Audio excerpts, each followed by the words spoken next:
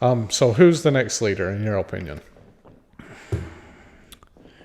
No matter what anybody else says, the next leader is Robert Kingston. And here's why. So I was sexually and physically abused when I was 3, 4, and 5 years old. And it used to hurt so much to talk about it that even that last sentence that I said to you, I would lock up and my eyes would start to flutter and I'd start to stutter because I was bringing back pain from my memories of the past to the present. It's amazing to me. You can heal. I even though I would tell myself intellectually it's probably possible, my heart would be like, hell no, man. There's no way to recover from this. I'm just too broken. And now I look at my boy and he takes a step. I'm like, that is so cool. Welcome, everybody. This is a Jaden Just podcast where we ask questions about religion, cults, and cash.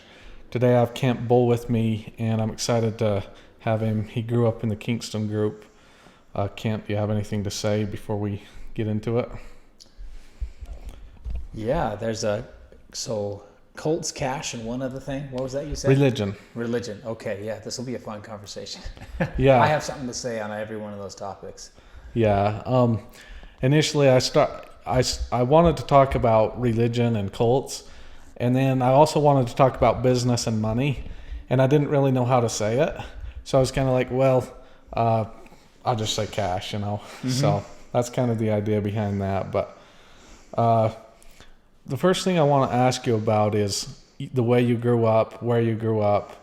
I know you come from the Kingston Group, and the Kingston Group sometimes confuses me a little bit because a lot of the people that come from there, their last name is Kingston, but they have a different name.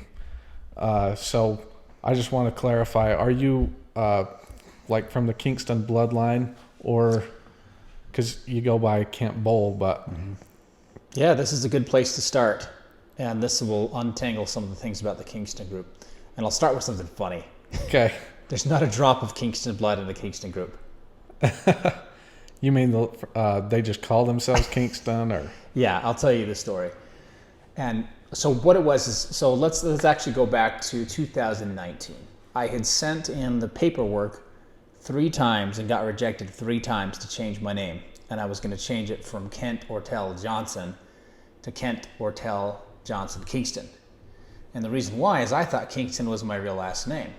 And when I left the Kingston Group, I felt like that most of my life what it had been a lie, and that I had been a lie for a long time. I'm like, I just want to be the truth. Mm-hmm. I want to stop lying, and I want to heal this split in my psyche that felt like that was there because I would tell people outside the group that I was Kent Johnson, and inside the group on my naming blessing it said Kent Ortell Johnson Kingston. I'm like, I just got to stop lying. I want to reflect the truth and not a lie. And so I actually sent in the paperwork 3 times. Now, after I got rejected for the 3rd time, I'm like, man, this is annoying. And every single time it was just a small mistake. Uh-huh. And then my father's 4th wife told me the story of a man named John Bull. And the way the story goes, we go back to 1827. So in 1827, there was a man named Thomas Kingston and his wife, Anne Speechley. They had 7 kids. Thomas Kingston died in 1827. That's where we thought the Kingston name came from. Yet what happened is there was a genealogist in the 1950s who was tracing the Kingston line back, and they found something weird. So what happened is in 1827, 13 months after Thomas Kingston died, his widow gave birth to twins. And so the genealogist found that, and they thought that looks kind of weird. Yeah. And so they went over to England and they unsealed some court documents from that time period. And they found that before the court, a man named John Bull had admitted to paternity for these twins. The twins' names were Frederick and Charles. Frederick is who I descend from. Charles died at age 11. Age 11, because back then it was legal for like factory owners, people to beat their workers. And and child labor was not against the law back then. So one day Charles was beat by his supervisor, and it was really bad. And 2 weeks later he died. Anyway, Frederick continues on, but so before I get to what Frederick did, So what happened is this Mormon genealogist, I'm pretty sure it was a Mormon genealogist. They usually are Mormon. Yeah, exactly. So they found out, okay, they unsealed the court documents. A man named John Bull admitted to paternity for the twins, and he was ordered to pay child support until they were 18, which he did. So once I learned about that, I thought, dang it, I'm going to have a name that's that close to BS. Yeah, I like it. I'm just like, I don't know if I like this, but man, I want to be honest. And if this is the truth, I would regret it for the rest of my life if I did the wrong last name. And I said, you know what, since I'm changing that name, I may as well change the other one too. And so I decided to change Kingston to Bull, and Johnson, instead of just having 3 names, I'm like, well, my mom, she came from a Pollard, and they lied about that too. She had the last name Davis. And she was married to Theron Pollard. Theron Pollard had 2 wives, Jean Peterson and Eileen Peterson, which were from 2 different women, 2 different daughters of Eskil Peterson. I'll tell you about Eskil a little bit later, because Eskil Peterson is the grandfather of not just my mother, but also Paul Kingston, the current leader of the group. I'm related to Paul through my mom and my dad, the current leader, because he descends from Eskil Peterson. Anyway, so back to the genealogy topic. So I hear this story, and I actually heard something else interesting about John Bull. He actually grew up on the same street as Anne Speechley. He probably had a crush on her his whole life. And he never had any other kids, to my knowledge. And so her husband dies, and it makes sense. Okay, well, she's available. Boom, they get together.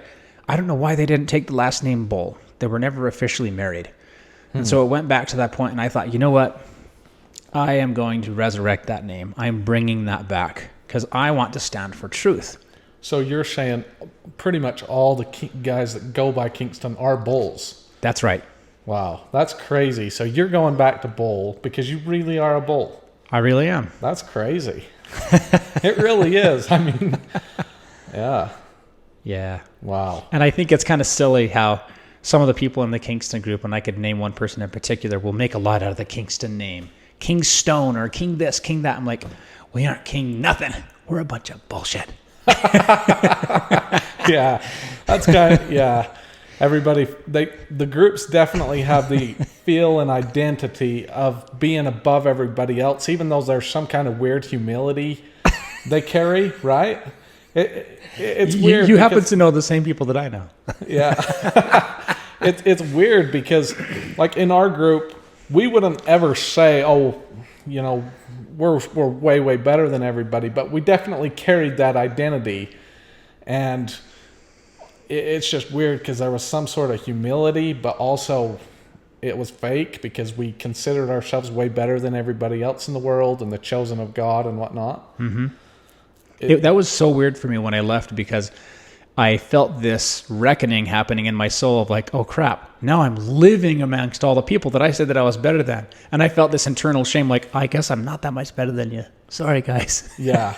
It's very strange. It was very much that way for me because I went from being very proud of who I was to feeling like the lowest of the low, kind of. Yeah. You know, because everybody out there, they kind of look down on me. I'm this, you know, pedophile's kid. And I am too, technically. Yeah. My dad married a 14-year-old. Huh.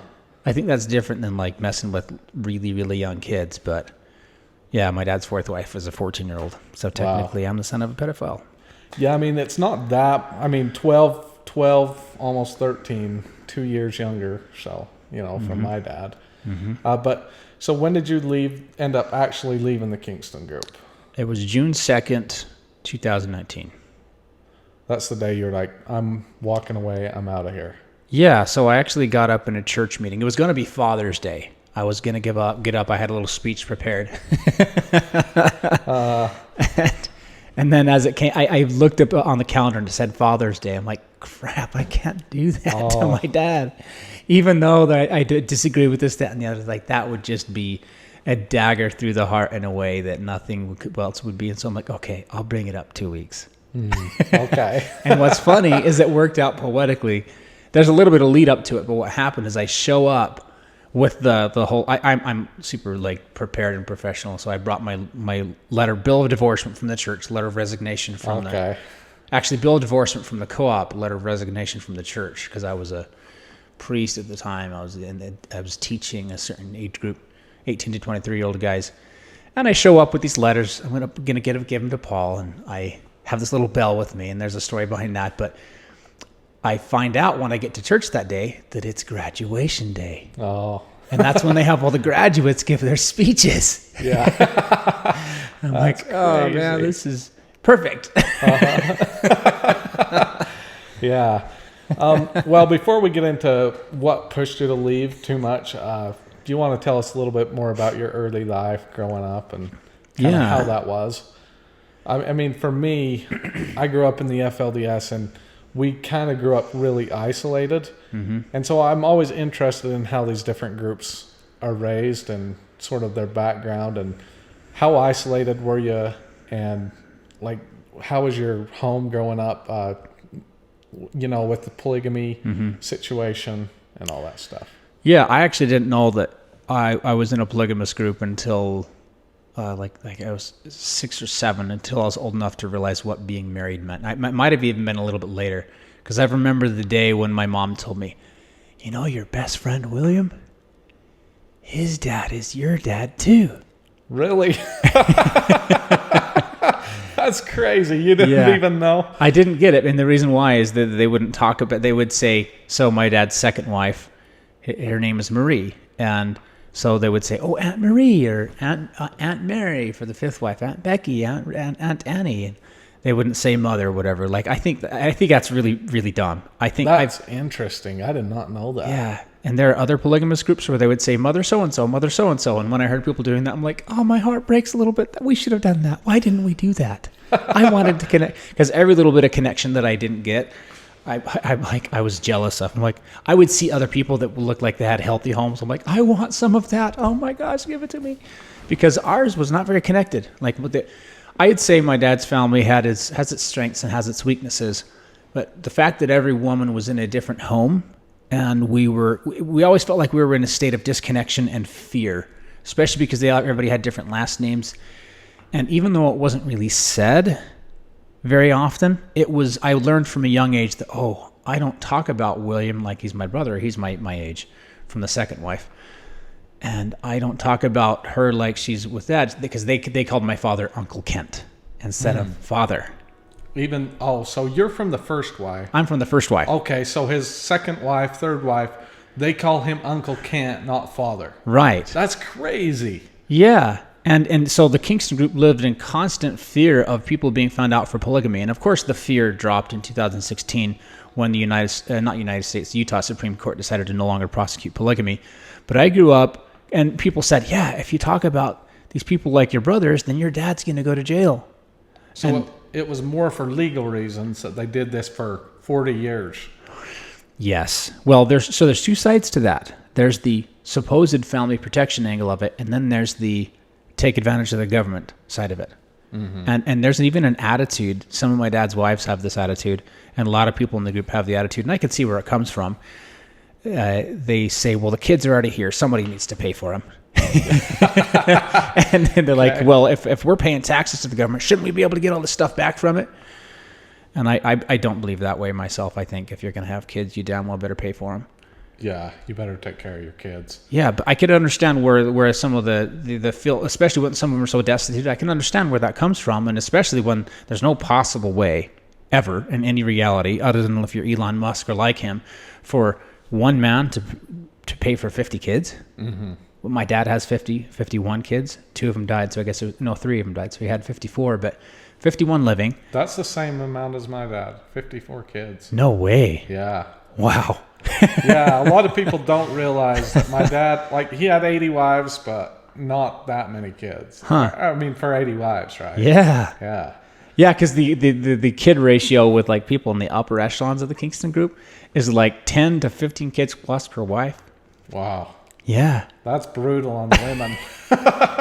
Isn't Oh, it? it's horrible. The women live in, so cortisol, the stress hormone or molecule. There's those, and then there's like adrenaline and other things. Those women are constantly stressed everywhere they're at, and it's just so normalized for women to be overstressed that people even joke about it, and it's really sad because you're like, wow, that woman is really dealing with a lot, and people are like, yeah, that's just how it is. Yeah. Well, you grew up with knowing who your father was, right? But what about Right. the kids that called him uncle? Like, to me, that would be, as a kid, I would not like that if I didn't have a father, Yeah, I mean, I didn't really think about it much when I was younger, but as I got older, I thought that is really disconnecting. That was really depersoning, making somebody feel less important. Like, that's horrible. And what's interesting is, even though I didn't put words on it when I was in my teenage years, young adult years, I could feel that all of the other siblings felt like they were less than me. Mm-hmm. And I felt like it was my job to compensate for that. And now that I'm older, I realize nothing I could do could have ever compensated for it. But the kids from the second, third, fourth, and fifth wife, they just felt like they weren't as good as me. And not just me. I'm not just saying me, but my mom's kids. And I'm like, this feels dumb. Yeah, that's interesting. In our family, there's kind of that same thing where it seems like the first wife, her kids it probably wasn't as bad as what you're thinking, because like dad would say, everybody should be treated the same, but there was, he still kind of favored them a little bit more than everybody else. But I wanted to ask you, did you have a connected life when you were young? Did you have the emotional support and connection you needed? Or did you feel kind of lonely, like you were never good enough? Yeah, that's a really good question. I've actually come to terms with a lot of things lately, and new revelations in the last couple of years as we've been through things like EMDR sessions, a lot of psychotherapy the last couple of years, a lot of reflection and meditation. And at the time, as a child and as a young adult, I didn't know why I felt restless and lonely all the time. And I felt like I needed to go do something just beyond the pale. I wanted to disobey, not because I wanted to be disobedient, because I wanted an adventure. And I wasn't satisfied. And I was constantly looking for the next thing because I was never happy.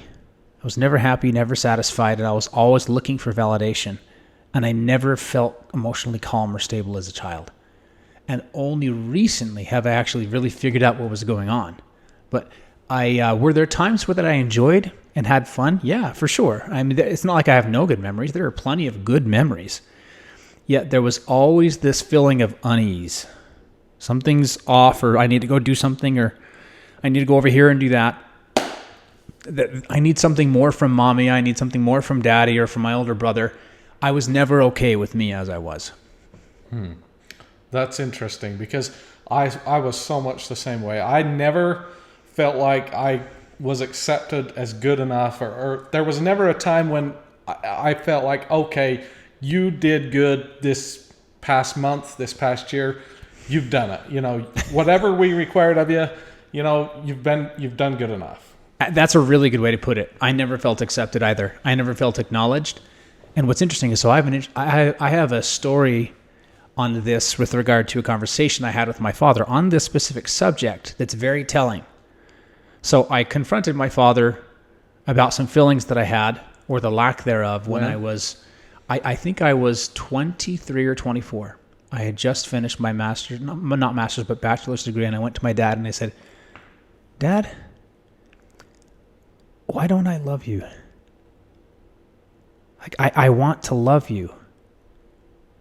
Is there something wrong with me? I mean, could you help me figure this out? I want to love you, Dad. I want to feel connected. And so we had a conversation. And my father, to his credit, he's the kind of a person that if you go to him and say, I want some time from you, I want to talk to you, he will do his best to make sure that you're heard. Like, my father has a couple, he has a certain grace and charm to him that is good. And most men in these groups have something like that. It's part of what you develop being a part of a small village culture like what we have, or a small culture like that. People generally take care of each other on a certain base social level. And my father was very much that way. And he talked to me, and he sat there and he thought for a little bit. And then he said the interesting thing. He said, Kent, take whatever you didn't get from me, times it by 10. And then I didn't get that from my father. Wow.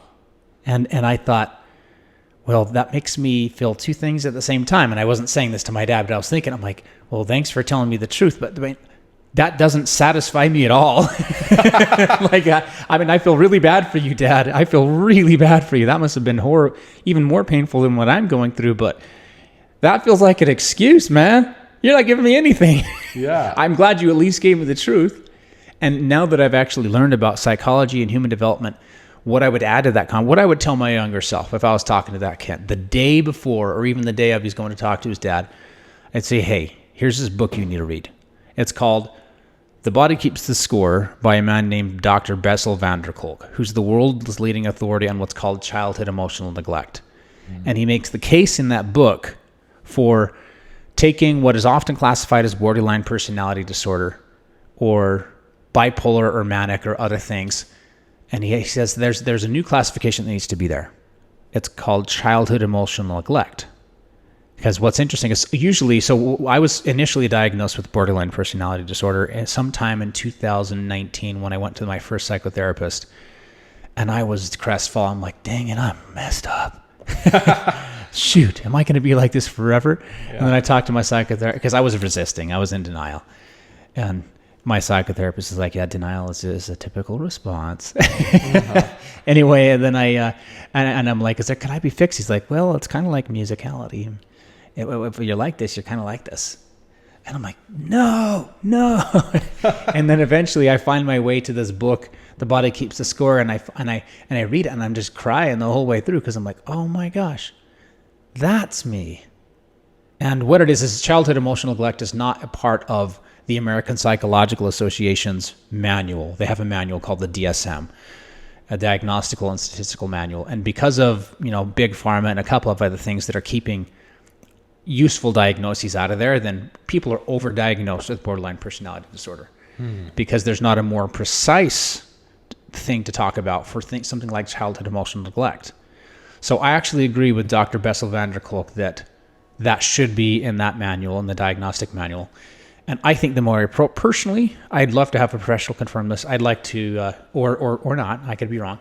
It seems like that because I've been able to recover from some of the symptoms of BPD, I still have for sure some of them, but I think that I more qualify as childhood emotional neglect, and not just me. The reason why I was crying as I read the book is I'm like, this is Darren, this is Catherine, this is William, this is Justin, this is every single person I've ever seen in the group. It's like very few people that I ever see in this group that didn't have this. Yeah.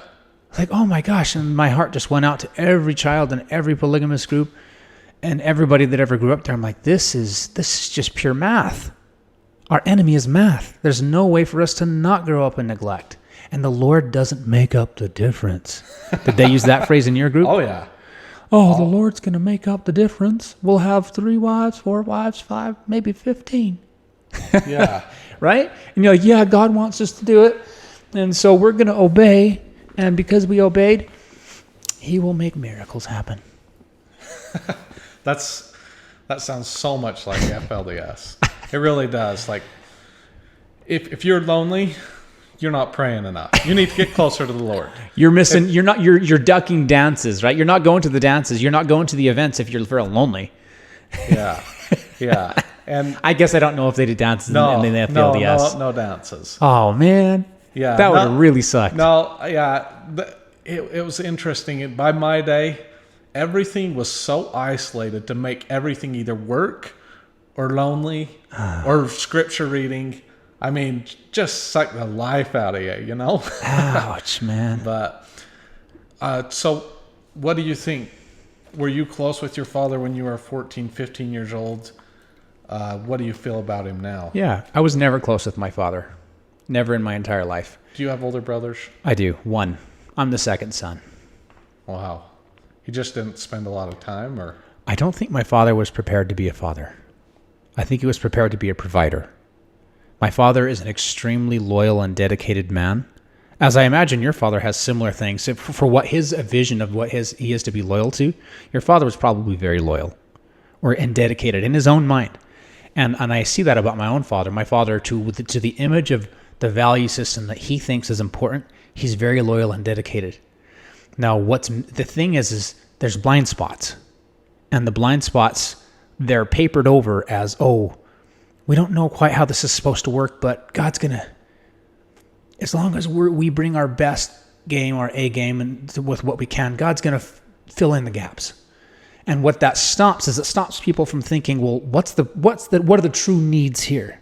Because it's painful to look at the true needs. And the reason why it's painful is because there's no way to possibly meet them if you're not an Elon Musk or a Jeff Bezos or at least a 10 millionaire to be able to pay for individualized tutors or pay for people to help train people up and mentors, right? Unless you have the money to go pay for all that, raising these sorts of kids with next to no money, it just doesn't work.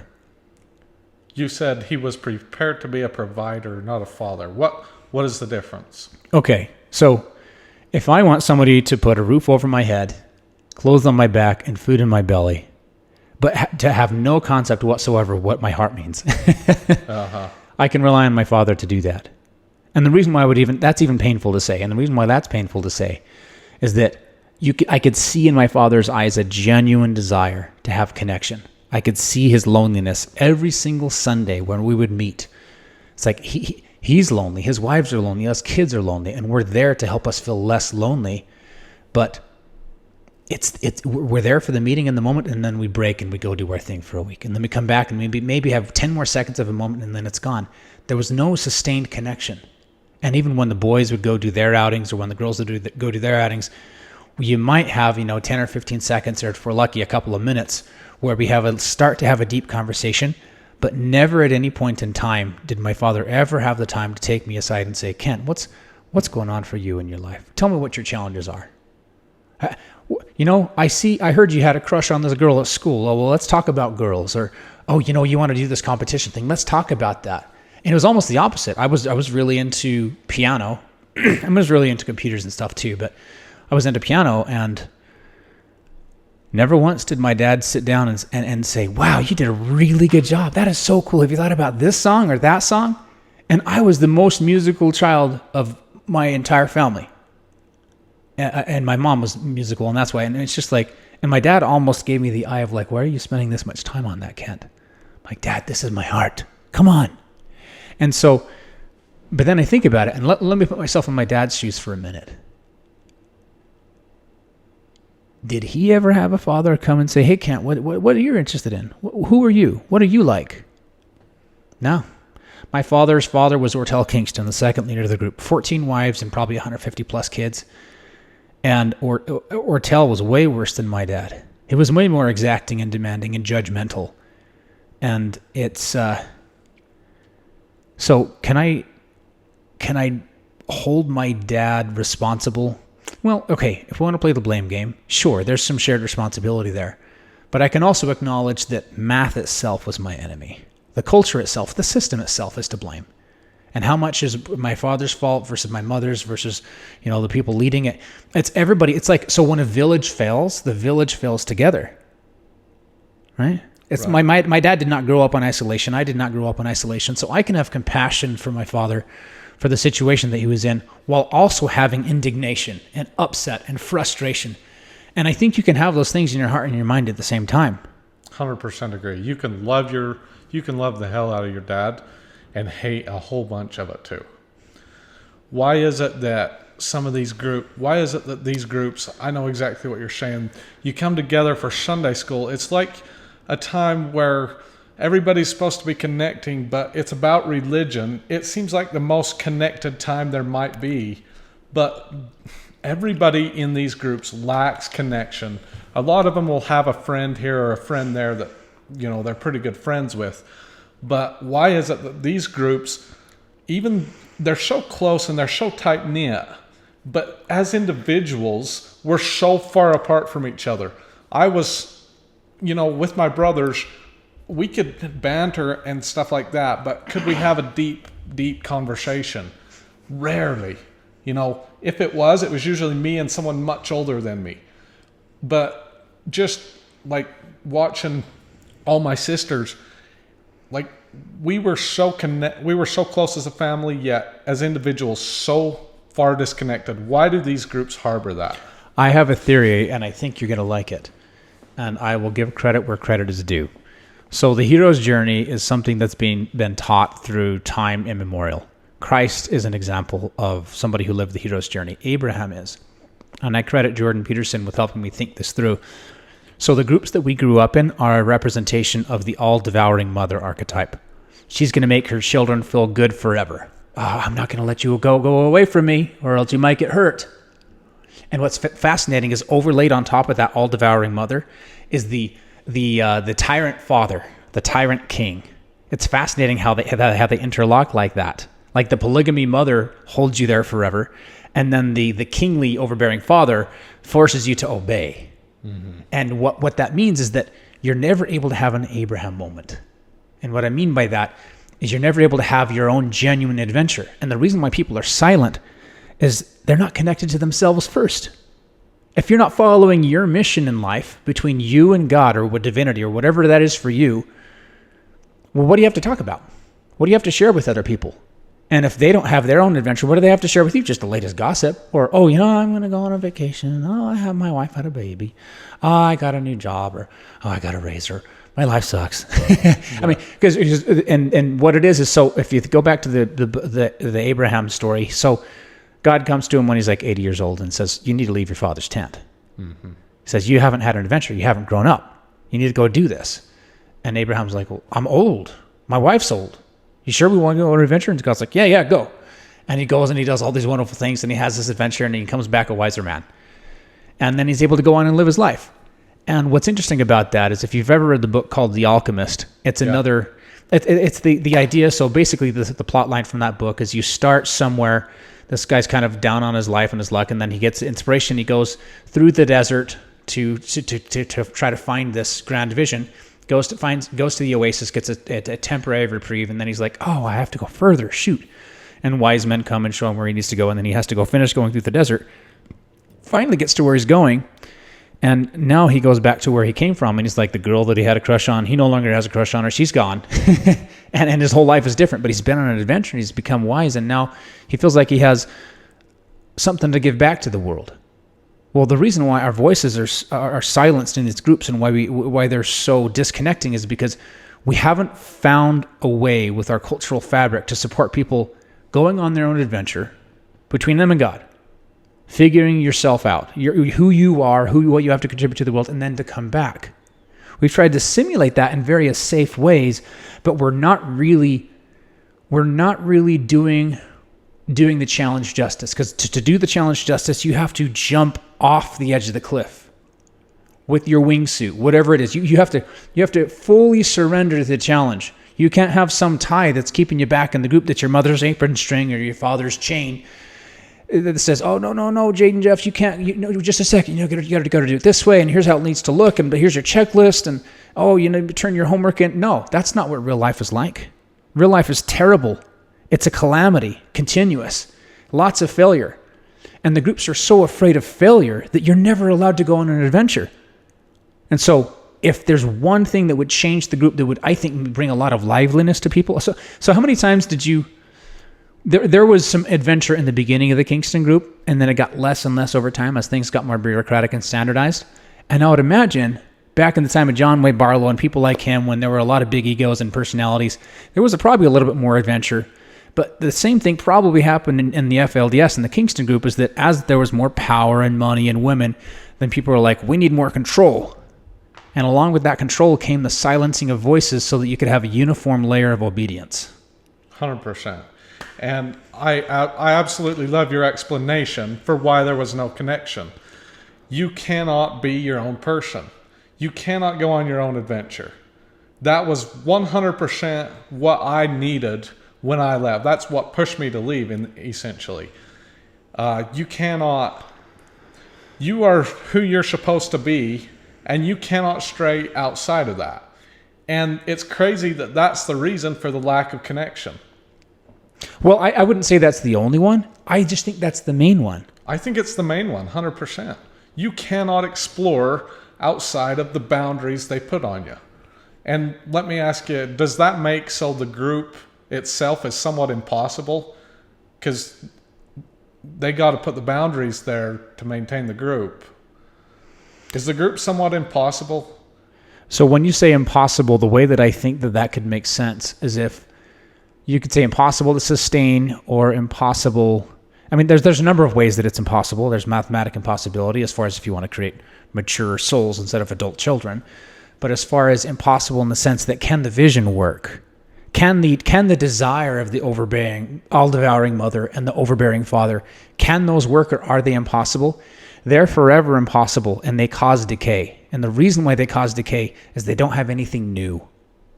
The newness only comes from one source and one source only. And this is actually, in my opinion, the proper meaning of the Christ story is to symbolize what I'm talking about right now. Christ mediated between life and death. And what he did is he did that by bearing the greatest truth that he could bear, by trying to go and, I mean, without getting into any of the controversy of the Christ story or the Egyptian religion and all the cool things that we could get into, because there's a lot of depth there, but let's just take Christ as presented in the New Testament. And he says, the kingdom of God is within. You can't go into the Father except through me, right? Well, if you look at Christ as a process or a set of spiritual disciplines, what did he do? He told the truth. He confronted the truth. And you could even say when he went and he drove the money changers out of the temple, he says, if we want to be honest with ourselves, we can't be doing trade in the sacred space. This is where we come as equals, not to trade as men higher and lower than another. We come as equals to have spiritual union and intimacy with one another. This is sacred. We should not profane this space with the lie of the market, because the market is a set of it's survival instincts, and survival instincts are all about deception and advantage, and that will profane any sacred space. And so Christ said, "Okay, I'm gonna represent." He didn't just do it in that instance, but in the story that's in the New Testament, he says, "Okay, well, I'm going to bear the truth that God is real, that God can heal, that can do all these things, and that also we need sacred spaces." So he bears that, and he pays the price with his life. And the meaning of that story is, go on your adventure, bear the greatest truth you can bear, even if it kills you, because that's how worthy it is to have an adventure. For us to truly be fulfilled within, I think we have to bear the greatest truth we can bear. Because one of the things that I noticed about myself in the process of leaving the FLDS was I came to, initially, I felt like I was being a bad boy. Well, as time went on, I felt more and more like, okay, this is the right thing to do. At some point, there came a point where I was like, actually, this is the only right thing I can do. You know, I listened to Jordan Peterson. I said, if I'm going to go on my adventure, if I'm going to bear the highest truth I can, then this is literally the only right thing for me to do, is to leave and go and say the truth no matter what happens to me. And if it doesn't terrify you, it's not big enough. Exactly. You kind of get through your childhood, you go to public school. Then kind of how were your teens? Yeah, I felt like that I was always less than the people that I was around, and I was excluded. And that even though there was this internal messaging from the group that, oh, we're better than them, I'm like, well, why can't I be their friend? Why can't I go over to their house? Why can't I just tell them all my secrets like I want to with my friends? And I just felt like this horrible disconnect, because I was able to go to public school. So the Kingstons don't do the public school system anymore, except for a few people that just revolt against the system. Some of them do, but the vast majority of them go to their internal public or private school. Okay. But when I was there, other than second through sixth grade, I went to the public school system. So I was in public school for kindergarten, first and second grade, and then third grade I went into their internal school. But then again, when seventh grade comes around and I'm back to the public school, and the girls are way prettier, the people are way smarter out there. No, just kidding. No, I just had a crush on a girl. Okay. And that went south. What age? I don't know what age I is. I think it's, so you do your age plus either 4 or 5, so it's like either 11 or 12. But I was going to West High School at the time, and I'm like, man, these people look so happy. They seem so interesting. I like talking to them. They have got all these ideas. I want ideas. I want to be like that. I want to be creative like that. And so I really liked being around outsiders. I like being around outsiders way more than insiders, because I'm like, man, insiders don't talk about any interesting things.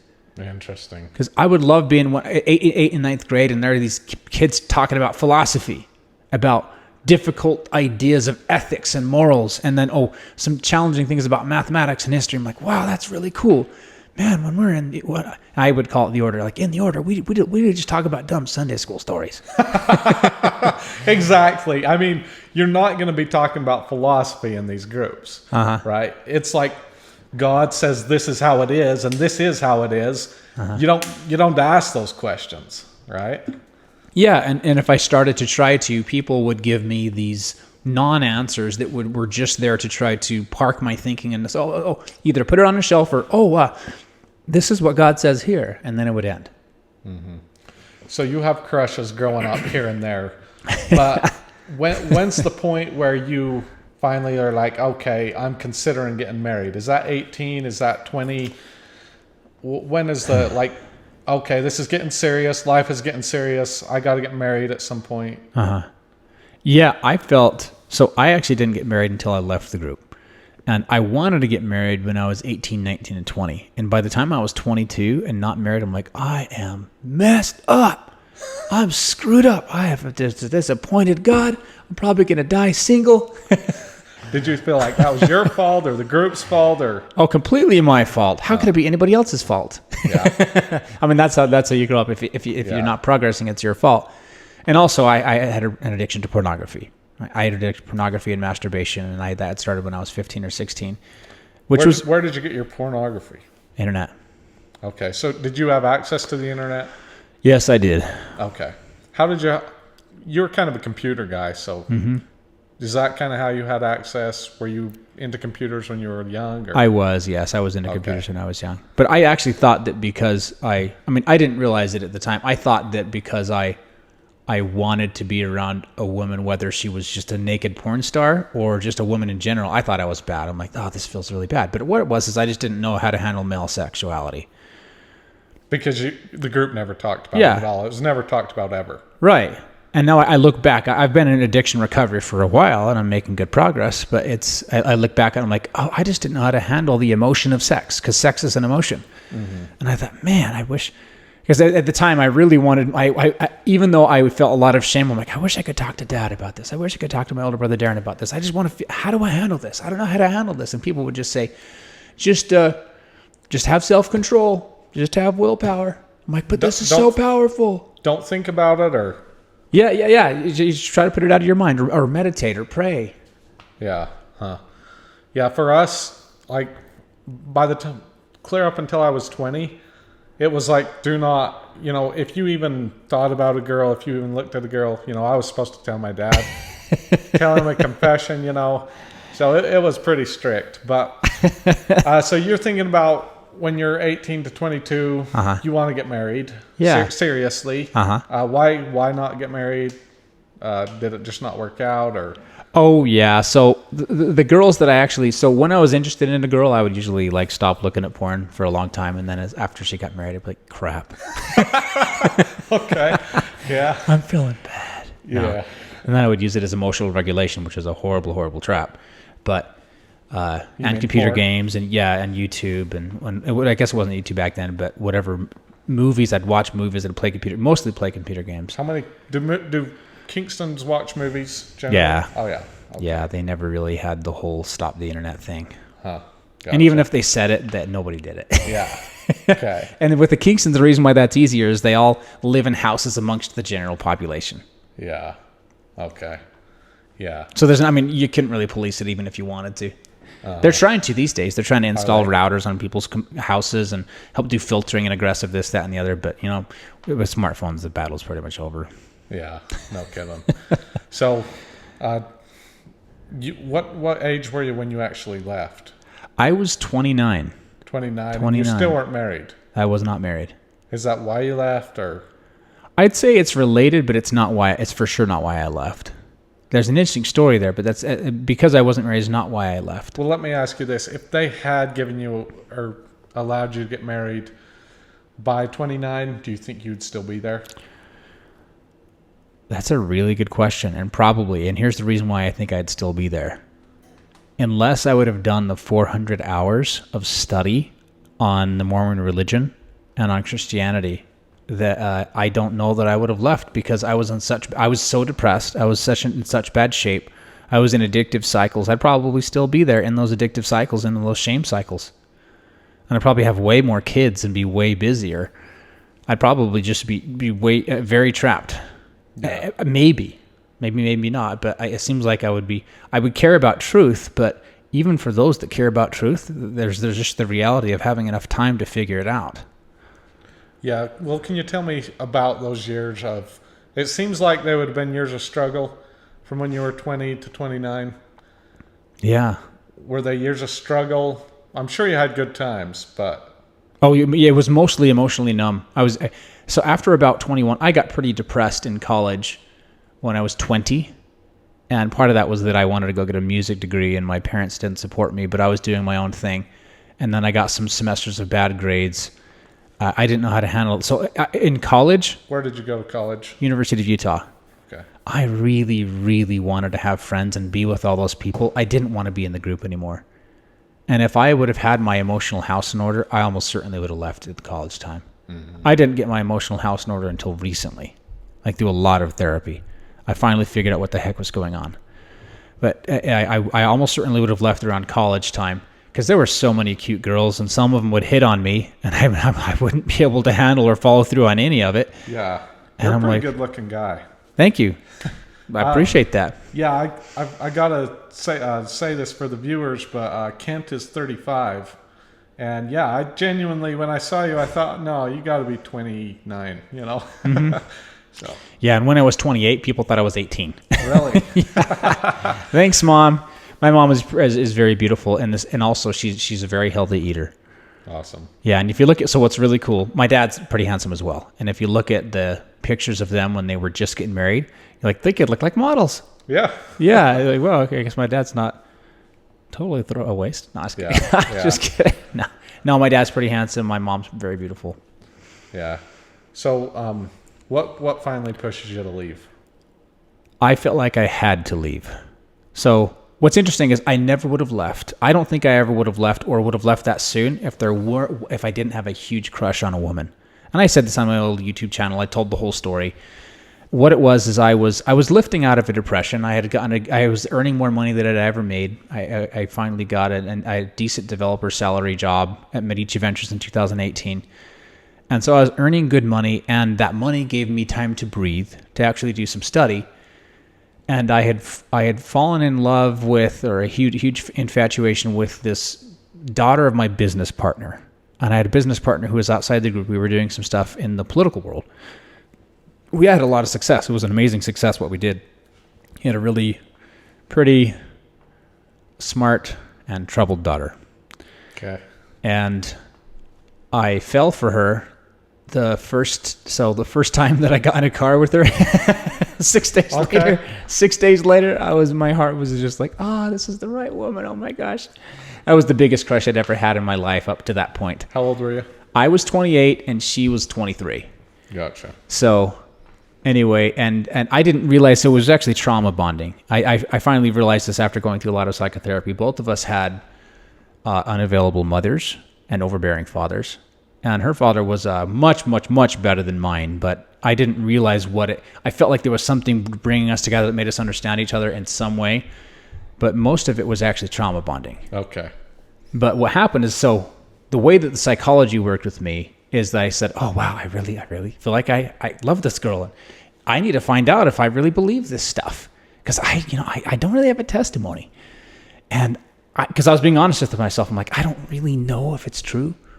Even though I was a Sunday school teacher for the 18 to 23-year-olds, this is one of the higher level classes. And I'm like, you know what?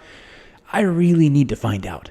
So I need to spare no expense. I need to turn over every stone. I need to find out if I really believe this stuff so I can get a really strong testimony, because this girl, she's a smart cookie. You could never pull anything over on her. And so I'm going to have to know my stuff backwards and forwards if I'm going to teach it to her, if it's for real. But the girl's not part of the group. She's right? Exactly. She's not a part of the group. She had grown up around some Mormons from the time she was 13, but she wasn't a Mormon. So I'm like, I got to go learn it so I could teach it to her. So I just go in really, really deep, and I went as deep as you can go without pulling source documents. Because I decided to believe that people who would put copies of source documents online were legit. I'm like, I'm not going to go to the Mormon Church History Archives and pull the source documents myself, like Jeremy Runnels and other people did. Because I can get the general gist of the idea and figure it out and know from my analysis if I need to look at source documents. Yeah. So I did my study, and through all my study, I lost faith in Joseph Smith as a prophet. I think he was a good man, which is another conversation. But I lost faith in him as a prophet. But also, the key and critical thing was I lost faith in the idea that there's anything resembling divine authority. And I had a clue 6 years earlier about this. When I was 22, I actually had my own experience with God. And up until about that time, I acknowledged to myself that I was equivalent to an atheist because I didn't really believe that God existed. And really? I'm like, I think God probably exists, but I was intellectually honest with myself when I said, but I don't know for sure. And so I think the technical term for that is agnostic. Yeah. Somebody told me that actually atheist and agnostic are switched. But anyway, I admitted with myself that, God seems like it probably exists, but I don't really know. And then I had my experience, a spontaneous connection at age 22. And then I'm like, whoa, holy crap.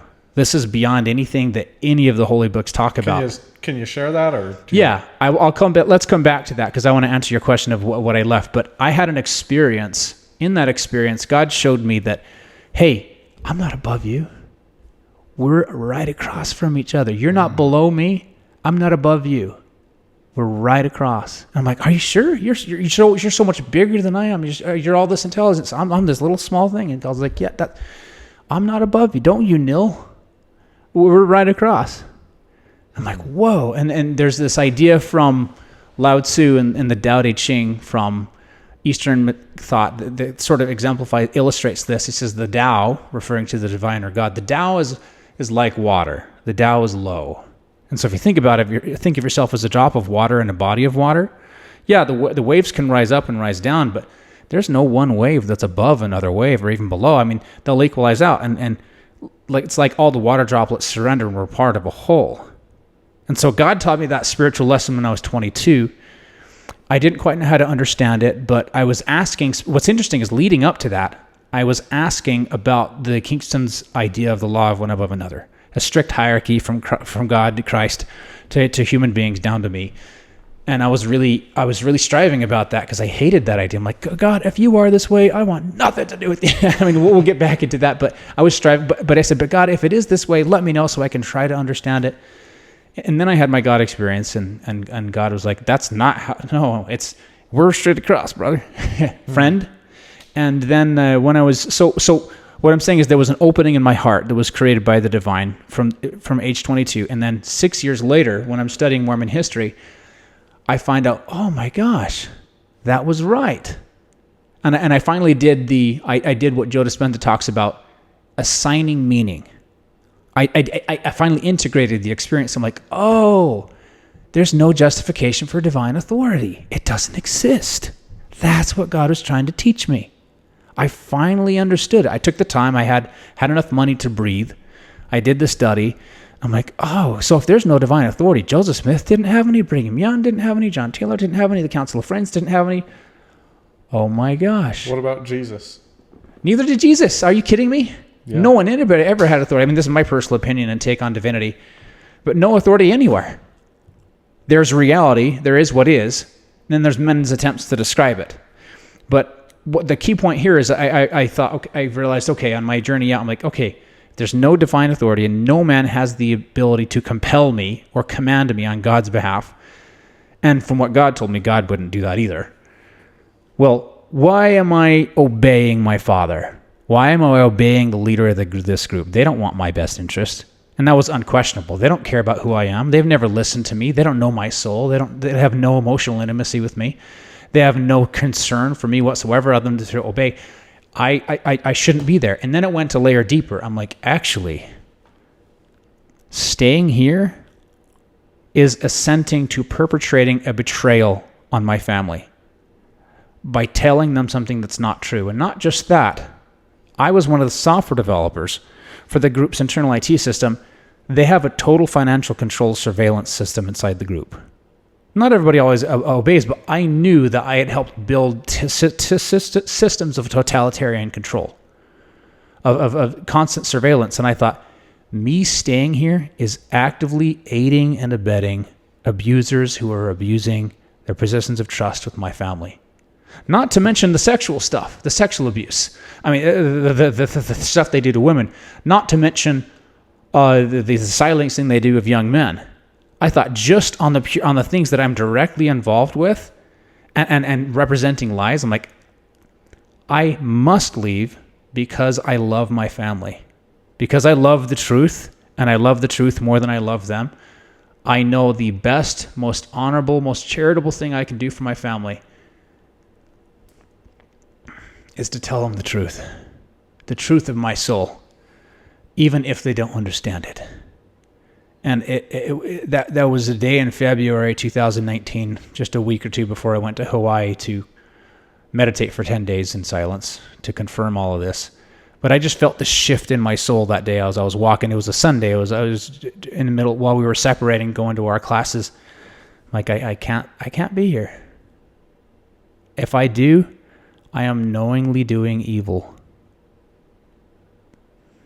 The journey to truth often involves going against your closest family, but it seems that the only way to help your family, to help people that totally disagree with your decision, is to do what they don't want you to do.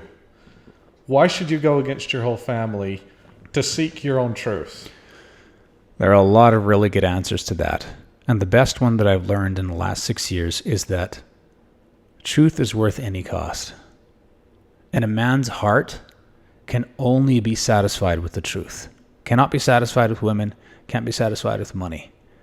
It can only be satisfied in the quiet moments of a man's life that he knows he was true to himself. Because why would you betray yourself?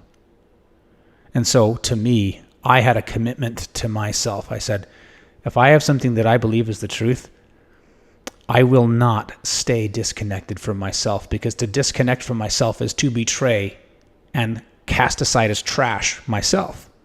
I will not insult myself. And yes, I've had bouts of suicidality. I thought, you know what? Committing suicide is the ultimate insult to me. And not just to me, but to God, because God's my friend. If I am going to live, I'm going to tell that mother effing truth, because that's the only way I can even make sense of myself, let alone the world. So if I love myself, I will tell the truth. And it cascades out from there. Because if I love my family, I will tell them the truth. Because think about it. I had trouble stealing things when I was a little kid. And I look back on it now, I'm like, I had trouble doing emotional regulation. And I would just go steal what I wanted. Or like lie about computer games, or lie about this. Because I was changing my emotional state. And then eventually, it all caught up with me. And I found out, you know what? Actually, I shouldn't steal. I shouldn't lie, because it disconnects me from the reality. And I start to lose my ability to connect with myself and other people. And that makes me completely alone, even from myself. And I slowly realized, if I want any degree of satisfaction in life, I have to at least tell the truth to myself. Even if I'm lying to other people, I got to tell the truth in here. And I just kept on logically following that to its conclusion. I'm like, wow, I can't just say the truth to myself. I have to act it. I have to live it. I have to embody the truth. Otherwise, what I'm calling the truth is just a fantasy. To the people that are leaving these groups, I would just emphasize what you just said, and that is the path of becoming less and less lonely is to tell the truth. It is a path to the deepest part of your heart. It is the only true way to not be lonely. And it is to tell the truth at every step of the way, even though you don't like it. Even though it requires you to completely break who you are and sacrifice everything you hold dear. Absolutely. And what I would say is it's so I can finally describe to for my younger self why that's necessary. And I can say it in more professional or complete precise terminology. The reason why I had to give up everything is because the group that I grew up in was deeply pathological. And what that means is deeply sick. It was a sick group. Their heart was sick. Their soul was sick. They didn't have a good relationship to the truth. And because their relationship to the truth was poor, Well, they developed kind of like, you could say, tumors or cancers or just bad things. They developed chains and binds and constrictions. And I had come to call those chains and constrictions good things. I said, oh, this is love. Oh, this is connection. And when I was leaving, I really didn't want to sacrifice. It wasn't all bad, though. There were actually some connections to my family members, and sadly, it all gets bundled together. And I'm like, you know what? Shoot. It's all one big hunking cord. If I want to let go of the chains, I have to let go of everything that's bundled together. Well, dang it. Who bundled all this together? Why did somebody do this? And I've been trying to unpack that question for the last 6 years, and I realized, oh, it wasn't just my dad's fault. It wasn't just my mom's fault. It wasn't just my fault. We as a community bound all these things together, and we made people choose a horrible choice. Either choose this thing that's really sick that makes you feel a little bit safe, or choose you. And for those that want to have an adventure, you have to let go of everything else. Yeah. You don't believe in divine authority. Don't believe in Joseph Smith. Don't believe in Jesus Christ. Who is God? Oh, so I actually believe that a man came at the time of Christ that was a tremendous healer and was deeply connected to God. I don't know for sure the name of that person. I know we've attached the name Jesus Christ to that person. Though what's interesting is Christ comes from the Greek letters KRST, which they lifted that from the Egyptian religion. And that was a name for Osiris. Osiris dies and is resurrected as Horus. And you could see in the Egyptian. In the Egyptian mythology. And what happens is Osiris dies on December 21st, the solstice. 3 days later, when the sun stands still for 3 days. And then the sun, so you've got the big sun, it gets smaller and smaller and smaller to the solstice, and then it stays still for what seems like 3 days, and then it starts to get bigger. You've got the new sun, Jesus Christ, the Son of God. I mean, it's really clear that what we call Christ worship these days was largely based on spiritual traditions that got attached to the sun god worship from the Egyptian tradition. Except what happened with in my opinion, if you read the book called Christ in Egypt, it shows all the parallels, and it shows they even had something called the Virgin Mary. Like Isis was literally called the Virgin Mary. Did you know that? Mm-mm. Yeah, and there's so many more parallels. And does this mean that our religion is totally fake, totally a lie? Well, it depends on what religion is supposed to be. And another quote from Jordan Peterson, he said, he believes in the internal Christ. He doesn't believe in an external Christ. That's how I am. I don't think that I need some being outside of me to say, I mediate between you and God. And if you accept me as your savior, and you pledge loyalty and obedience, and your first son, and your second wife, and your whatever, and your undying consecration, and 100% of your goods, then I'll give you salvation, or 3 wives, get your 3 wives. That's not what Christ is to me. To me, and what's interesting is that my theory about Christ started in my teenage years when I was in the group. I thought, so well, is Christ really a person? Or is Christ like a state of being, a set of disciplines you use to get to a certain place? And the more that I learn about Christ, especially from the Apocrypha, like the Book of Thomas and other things, you're like, oh, whoever this Christ guy was really knew a lot about consciousness, really knew a lot about energy. And it's like, okay, well, then why did the New Testament happen? Why did the Old Testament happen? And what really, and we can go on a really big rabbit hole about Matthew, Mark, Luke, and John, and what happened to the book of John and Revelation, and why was that added by Christian mystics on top of the Egyptian religion. And that's a really fun parallel to go down. But back to the question of divine authority, I think that, how do you explain divine authority? Where does it come from? And I have a theory on this, or I should say a hypothesis. A theory would be a bit more organized than the hypothesis. My hypothesis is that the tribal instinct of humankind that comes from our deepest brainstem, our deepest brain, which is the brainstem. We've got 3 parts of the brain. The brainstem, which is the most ancient, and then you've got the midbrain, and this is a popular science version of the brain. There's more to it than these 3 parts. There's the midbrain. So the brainstem has all your basic feelings emerge from, or sensory stimuli emerge from the brainstem. Your tribal membership check happens in your brainstem, and then your midbrain creates emotions out of that. And where we're at right now, we're in the cognitive brain, the forebrain. This is where our real intelligence comes from.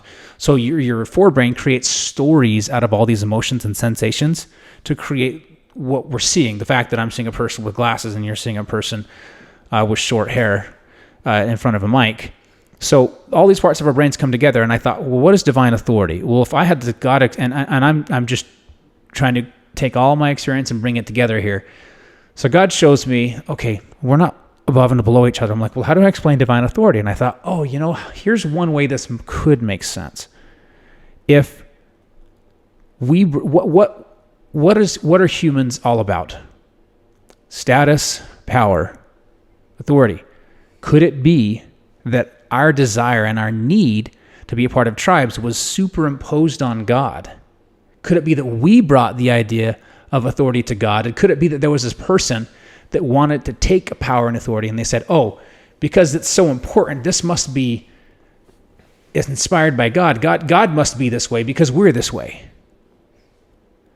And so it's like, is there some sort of authority in the sense that one person is above another? That seems more like a human idea to me than a divine idea. And it's like, and it never made sense to me of like, why would the power that made all the universe need a dominance hierarchy? I mean, he could snap like that and it's all gone anyway. It's like, there's nobody above or below God. If God is all powerful, there's nothing above or below it. It's like, God needs to put people in positions to do stuff. No, humans need to be in hierarchies. And the reason why humans need to be in hierarchies is it's actually deeply biologically anchored. It's actually in your biology to know where you're at in the pecking order, roughly. And I'm taking this from some of Jordan Peterson's words. It's deeply anchored in human biology to be a part of a tribe and to know where we're at in that tribe. Now, I think it's premature for us as human beings to say that's how God must be. It could be that it's just a condition of being in a human body. It's how we organize ourselves in the world. Is it bad or is it good?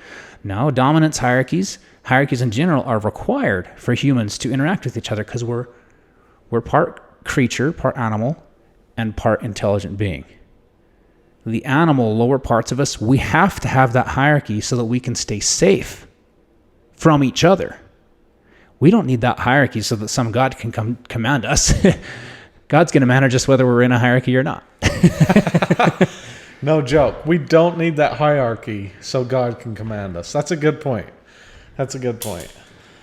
I mean, I know it's a deep topic, and I gave a big, long answer there. I've thought about it a lot because this issue matters a lot to me. It matters a lot to me too. But I'm trying to understand, we're humans. What is God to you? Can you define that for me? I could do my best, though nobody has ever succeeded. Okay. God is ineffable.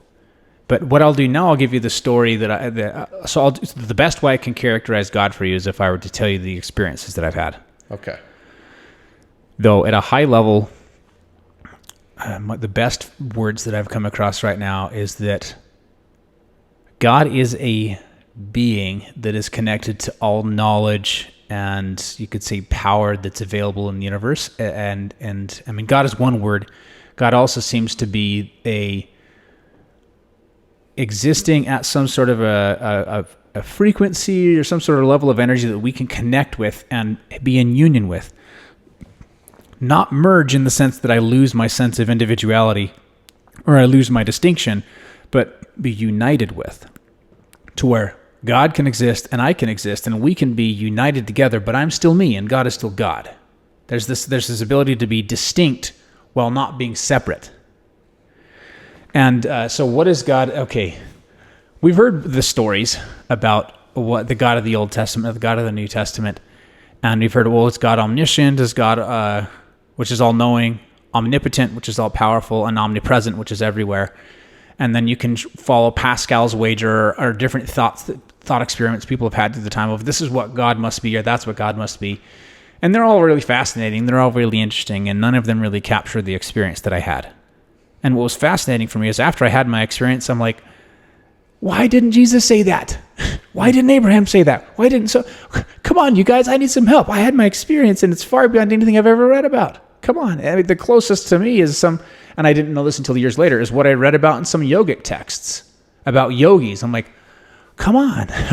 Why does nobody know how to tell me how to understand what happened to me? So I was 22. It was 2012. And I was praying about these two girls that I had in mind as to be what the Kingston Group calls a choice in marriage for. And one of them I really liked, and the other one I'm like, why did she show up in one of my dreams? She's kind of nice and smart, but man, I don't really have a crush on her. Why would she be in my dream? Because the way the Kingston Group does it, they say if you have a dream about a girl, maybe that's direction from God. Okay. And you should talk to your parents. And then if your parents agree, you can talk to the leader. And if they all agree that you should talk to the girl, then you can talk to the girl's parents. And then if they all agree, That's crazy. then you can take the girl on a date. Wow. And you can tell her, I have direction to be a choice in marriage for you. Oh, wow. Will you marry me? Wow. How many dates? I went on 2. Okay. I mean, you wouldn't even call them really a date. Oh, man, it's so freaking embarrassing. That's Holy crap. That's a serious corporate mess to get through to go on a date, isn't it? Yeah. So anyway, so this is leading up to my whole experience. But what's interesting is before I got interested in those two girls, I was really depressed for a long period of time. I'm I'm worthless. I am such and such old, and I've had no experience with women, and I'm not married yet. I haven't even been a choice to anybody, because what they would say in the Kingston Group is they said, you need to know beyond the shadow of a doubt that you have received this guidance from God, direction from God, that you're supposed to be a choice for somebody in marriage. I'm like, whoa, beyond the shadow of a doubt, that's got to be really high threshold for evidence. Well, shoot, man, I sure hope that happens someday. Yeah. Anyway, so I would go along, and there were girls that I'd have crushes on, that I'd have little fever dreams on, and I'd talk to my parents about it. Like, no, it's probably not anything. Anyway, so I'm 22, and but I got to tell you what happened up till I was 22. So I was striving with God about, even though I thought God probably didn't exist, but I'm like, you know what? And I was really suicidal when I was 21. I'm like, God, I am only staying alive because I think you probably exist, and you're probably my friend. And so I will stay alive just to find out if I should curse you when I die or if I should embrace you when I die. But I won't kill myself, because that would insult me and it would insult you. And I got so low in my life where I'm like, I don't really care that it insults me, but I won't, just on the off chance that you exist and that you're my friend, I'll stick around. And so, but what was keeping me so down is I was studying the Kingston Group's idea of what's called the law of one above another, and they call it the golden rule, the law of one above another, the law of satisfaction. And you are 100% accountable to the one that's placed above you in a hierarchy. It's a very strict hierarchy, from God to Jesus to whoever the person is on the earth that leads the Kingston Group. And then down to your dad and down to you, or there's other people. It could be the steward on a stewardship you're working under. It's very strict, very, very bureaucratic. And I thought, God, this doesn't make any sense. Why would you command me to come down here and just be a robot and just obey? And their law says, if you speak an opinion that's different than the one above you in the hierarchy, you are shedding the innocent blood of Christ. Wow. It's a very, very extremely effective shame machine. Yeah. So I thought, this is dumb, God. I'm a very vocal person. I'm a very thoughtful person. I like to express opinions. Why would you silence my voice, God? Why would you use an authority hierarchy to silence me? I'm here to be me, not to be you. I don't care that you're this all-powerful God that could do all these things. Why did you create me if you didn't want to hear my voice? And my voice can only happen if I'm allowed to make mistakes, if I'm allowed to try things, if I'm allowed to have my own experience. You're not going to figure out who I am if I'm just doing what you want the whole time. That's really stupid. Would you do that to your friend? If you needed someone to just obey, you make a freaking robot. We're getting AI, and I would have these discussions. I would be saying all these things in prayers with God that I thought it might exist. And I was striving for months, and then eventually I get distracted by dreams with these two girls. Because I'm like, oh wow! And one of the girls was a student. Okay, so I'm distracted by these dreams of these two girls, and I'm thinking, whoa, maybe this is my chance. And one of them, she was 16 years old. She was a student for my mother's piano teaching business. And so, and of course this girl is a part of the group, and she's really smart. She's really pretty, and no wonder I had a dream about her. Anyway, so I get really excited. I go talk to my dad. I'm like, oh, I had this dream and I wrote it down, and should I show it to her? And eventually I'm allowed to go through the whole process. And I talked to her dad and then Paul and then my parents, and they all say the same thing. Well, do you really believe this is true from God? I'm like, yeah, I do. Anyway, eventually I talked to her, and she says, I'm not quite sure what I'm going to do with my life yet, but I like you. We'll let you know. But before that happened, what was interesting is, so this is before my God experience. So there was I talked to, before I even talked to the girl, I go talk to Paul Kingston, and he says, well, if these girls are going to make their choices soon, so you need to really find out if this is from God. And I'm like, I am going to find out.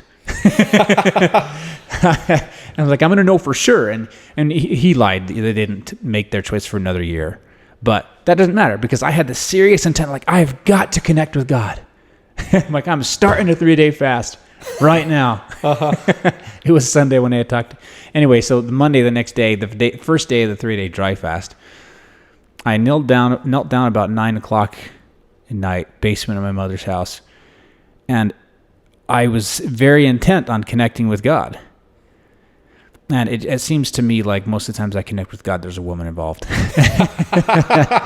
Anyway, somewhere in there. Yeah.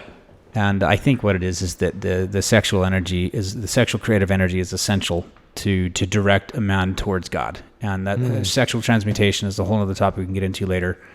But anyway, so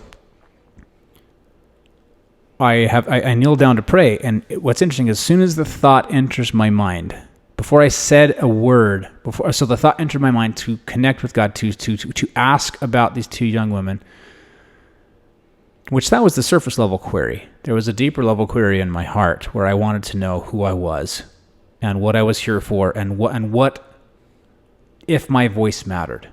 And I didn't quite know at my conscious level that these were in my heart, but God knew they were there, and the experience that I had showed that God was listening to my heart. So as soon as the thought enters my mind, and by the way, my eyes are closed, I start to see. It's like my eyes are closed. It's like I have another eye, and it's looking up. And if you can imagine the night sky when it's really starry, it was like that, except there was light between everything. It was like one big massive energy, and then and it was moving around, and then it started to pour through me. And it's like whatever I perceived to be my consciousness or my mind was rising up out of my mind and getting bigger and bigger and bigger and at a more increasing rate. And eventually it got to this point where everything was white. And I would think of a question or a thought, it would spawn a question, and that question's answer would immediately be there. And then that would spawn 10 more questions, and then their answers would immediately be there. And it would continue to exponentially until I felt like I knew everything. It's like, wow, how can I know so many things? And I could perceive all these questions, their answers, and the implications of those questions and answers with everything else that I knew. It's like I could consider all of reality and all my questions about it, and the implications and the deductions and the inferences from all of it. And I was like, how can you even perceive this much information at once? And it all felt really, really very good and elated. And eventually it got to the point where I was just expanding and getting bigger and bigger from an internal energy standpoint. And then eventually it got to this zenith where I felt some energy, like this is a being, like, whoa, this is love.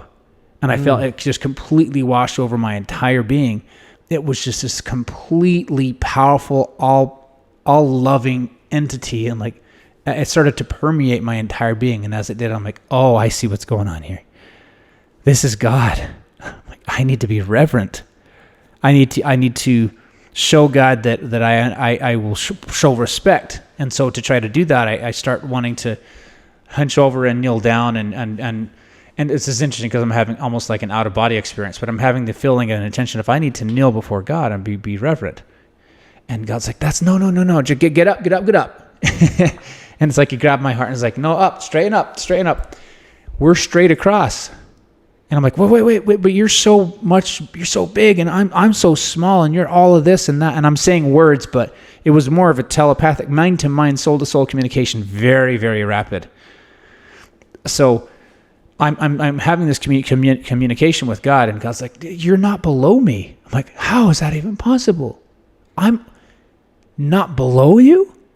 You're not above me? And God's like, yeah, it's straight across. Like level, we're level. Like, no way.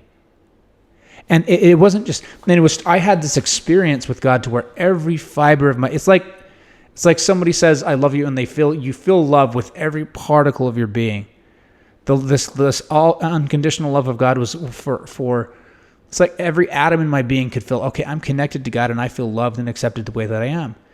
And I started to have all these doubts that would come up. I'm like, well, God, what about this? All these things I did. I looked at porn. I lusted after women. I lied to my parents about this. I stole this thing when I was younger. And I'm bringing up all my list of excuses. God's like, no, you're okay. I love you anyway. And it wasn't the way I was told that I was loved. It was a way that I couldn't doubt it. It's like, oh, God even knows all these things, and I'm still loved.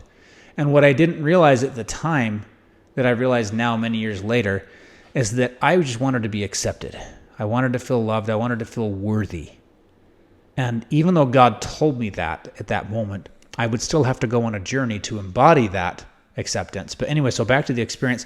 I have this experience, and then I feel like that, so I ended up giving a speech to my group 6 months later in New Year's meeting and saying my experience. It's like, so I was asking God for interesting guidance about the girls, and God said, 5 things stood out to me after the experience started to wind down. It's like, on these 2 women, you can, yes, you can be a choice, but you know it's not you. You're not going to get married to him. And then God said the most important things. This is my kingdom. This is my church. I love you. And I say the words I love you, but it's like God was saying, all those things that people say is my kingdom and church, this is it. This state of union and love. Okay. And so it's not like that there's one true church or that I've received some vision like Joseph Smith. No, it's like God is helping me understand this is who I am. This is what I am. And it's like, whoa, okay. And what was interesting to me is there was no name given in the experience. And it almost felt wrong to ask for a name. And it was like, okay, so you just are. You're that thing. You're that being. It's like, yeah, that's what God is. And that has been what's guided me ever since to say, okay, well, what's real? What's true? What is God? And as I would look over different New Age spiritual ideas or different things from different religions or different spiritual paths, that's what I've been judging it against. I'm like, okay, I already felt God. I just need to get back to that state. And so that, when you ask, well, what about divine authority? What is God? It's like, well, I'm sure there's a lot more to God than what I experienced. A lot more. But what I did experience has been a filter for me to say, okay, anytime that anybody says that they can speak to God on my behalf and come back and give me a message from God to me, I'm like, God knows where I'm at. God contacted me before. Probably would contact me again. Now, I can acknowledge that if you come to me in all humility and say, yeah, there's things that I'll appreciate your perspective, but do you think God's going to command me through somebody else when God told me I'm not above you? Mm-hmm. Yeah. No, that's a beautiful story. I love the story, and I think it's a wonderful perspective on who or the question of God, because it is something I've struggled with a lot, but kind of what you've described is also what I kind of sort of have come to the conclusion on in my own life. But I've also been, I haven't heard a story quite that clear, so I appreciate the story and I appreciate the perspective, because this is a question I ask myself all the time. And probably because me, maybe even as much or more than you, having this divine authority was so ingrained into my mind that it's just hard to get rid of, So I don't think I would have been able to get rid of it without my God experience. For sure not, because I was attached to it for a long time. And when I was really able to actually let it go and to surrender it was when I started thinking about it from a biological context. And I thought, oh, I can explain this. Because kind of like a scientist or somebody who's trying to figure something out, it sticks in your mind until you solve it. I'm like, oh, hierarchy is deeply biologically rooted. Oh, so if man, the only perspective we've ever had on God collectively has been through the filter of our body and our experience and our soul, it would make sense that we would see in God what is there in ourselves. We're biased. I love the logic combined with the spiritual experience. You helped create the Kingston financial system, or at least reprogram it or something like that. Mm-hmm. How much control do they have over you as an individual financially? And sort of what did you learn from all that? Yeah, so the control is primarily psychological. From a coercion perspective, I would say that out-and-out coercion, I didn't witness a lot of it in the Kingston Group. And that's a lot of people that look from the outside in, they're looking for something that's hard coercion, like they see in the movies. Oh, get a gunpoint. Oh, you do this, that, or the other, like happens in all these mafias and gangs and cartels. It's not like that. What it is it's all these slight pressures. It's this visibility. It's kind of like in modern America we have a surveillance state. If anybody doesn't know by now, the NSA, the CIA, everybody, they track everything all the time. Yeah, they do. And they're not able to, well, depending on what they've got set up and what time, they don't have complete access to all encrypted data at all point in times. There's a way to set things up so that they can. But we live in a surveillance state. We're in surveillance capitalism. And what that does is it makes you afraid to do certain things, and that fear keeps you from doing them. And that's a really good analogy to say, here's how the financial control system works in the Kingston Group. People, kind of like when you have an elephant as a baby, you put a big chain on its leg, and it grows up and it believes that it can never escape. And so eventually all you have to do is put a rope on it. And that's what happens with people's hearts and souls in these groups.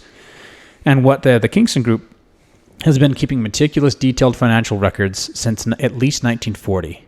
And they have what's called the statement system. And it was just done by accountants and books until computers came along. And then when computers came along, they built a digital version of it. And my dad helped maintain that for many years, and with his brothers and some uncles. And then eventually I came in and I started doing some of that. And I helped modernize things and do like an app for people's phones and the backing services to support that. But what it is that every 100% of your financial transactions, if you're faithful, if you're dedicated, you always turn into the group. And by the way, they have a big bank account. And I say one big bank account. It's technically like 3 or 4. Yeah. But it's effectively one logical bank account that when you consecrate your things, and everybody's supposed to be 100% consecrated, all of your incomings and outgoings be in the name of the Lord. What that means is you take all your money to their office and it goes into one of their 3 main bank accounts. And they have an accounting system. I got an accounting degree. They have proper debits and credits everywhere. And so they know exactly down to the penny how much you've turned in and how much you've drawn out. They know if you're ahead or behind, if you're in debt or if you're not. And it's very sophisticated. But what that means is that you are essentially afraid at all times that you might be out of line. Or you could be afraid. You might not always live in fear, but you know, okay, well, the office would know everything about me. I can't disobey because they'll know it right away. I can't dissent. I have no privacy, zero privacy. And Ayn Rand, with her book Atlas Shrugged, she talks about how if you don't have any privacy, you're effectively a savage before the state. And that's what it is like in the Kingston Group. You're a savage before the all-powerful, omnipotent panopticon state that sees everything. And the only way for you to express yourself is to lie and say, no, say that you've told them everything, but you haven't. And instead, you're keeping your own accounts that you're not concentrating, that you're not turning in. And some people do that. I know people that do that are still in the group. Though, when I modernized things, I took the system they'd been operating for decades, and I helped bring it into the 21st century. I see. Yeah. Let's talk about the leadership of the Kingston Group for a minute, and I also want to talk about the leadership of the FLDS, just to pick your mind on it a little bit. But Paul is getting older, right? Mm-hmm. He's going to die, Is the next leader more controlling? Is the next leader more open? Does the next leader let people do more of what they want? Does the group split a whole bunch? Really good questions, and I have some context that could shed some light. So, just a specific fact, Paul is 65 years old. Well, 64. He's going to be 65 in December. I think he was born on December 17th, 1960. He's 2 years older than my father. My father's going to be 63 in a couple months. So, as far as is the next leader going to be more permissive? So what's interesting is that the transition in power from my grandfather Ortel Kingston to Paul was non-standard. It was the first time in the group that you went from father to son in authority. It was the second leader to the third leader. And actually, Ortel did not declare a successor. Oh, wow. And people wanted to say, and Paul, I actually have the meetings, and they're on my website. The meeting notes from 1987. August 1987 is when Ortel died, and then Paul did his political maneuvering to assume power. And he just assumed power. He just put pressure, psychological pressure on people to say, God has already made his choice. It's for you to fall in line with God's choice and to come to a testimony of God's choice. Yeah. And there was a lot of political maneuvering. And what's interesting is Paul's older brother, Daniel, if you look at how he was saying words politically, it's clear he was vying for power too. Mm-hmm. Daniel's sons are the ones that stole $500 million from the IRS through Washakie Renewable Energy and are in jail. They and their mother, the mother recently died. Jacob and Isaiah Kingston are Daniel's sons. So they've got a big black mark on their name. They probably won't be able to have the next leader or possible leader be from their family because of that shenanigan stuff. But Daniel really, really clearly wanted to be the leader. And what's interesting is if you look at these dynamics between the people at the upper echelons, a lot of the guys at the top think a lot of themselves, and they don't all like Paul. They what do you call it? They endure Paul. They understand that he has the upper hand, and they sort of deal with him in the court. That's right. Yeah, like Jesse doesn't like Paul very much. Jesse is Paul's younger brother. Okay. Jesse has taught his family to look to him, not to Paul. Wow. And that's just Paul and Jesse. So right now, here's how the alliance is. So David and Paul are allies. They've got a lot of family together. But Paul has about 350 plus kids, 27 wives. David has like 15 wives, 14 or 15 wives, and like 150 plus kids. That is an insane amount of kids. Yeah, it's ridiculous. Shit. Holy shit is right. 350 kids. That is insane. It's evil. It's actually evil. Why is it evil? He has no care or concern whatsoever for the emotional well-being of those children. 100%. There's no way. It's recklessness. It's psychopathic recklessness. Yeah. It's definitely ego-driven in some sort. Oh, Paul is all about ego. He's decayed into an egotistical man. He has, I wouldn't say he's 100% evil, because very few people are. He's like an abusive boyfriend. There are positives and there are negatives, but there are a lot more negatives with Paul than there are positives. How many wives does he have? 27. Last I knew. He might have taken more. Yeah. He typically takes the young and pretty ones. Surprise, surprise. And so do his sons. Yeah, that's crazy. Is it like half and half, pretty much, boys and girls? Probably. Oh, there's a really nasty, evil, condescending thing that Paul did on that note. So Paul has had men's meetings with the numbered men, or the people that are loyal to him in the group, and he said, so this is how you have sex, so that you most likely bring up a girl, and this is how... because you guys don't worry about having boys, have girls. I've learned how to conceive boys more often.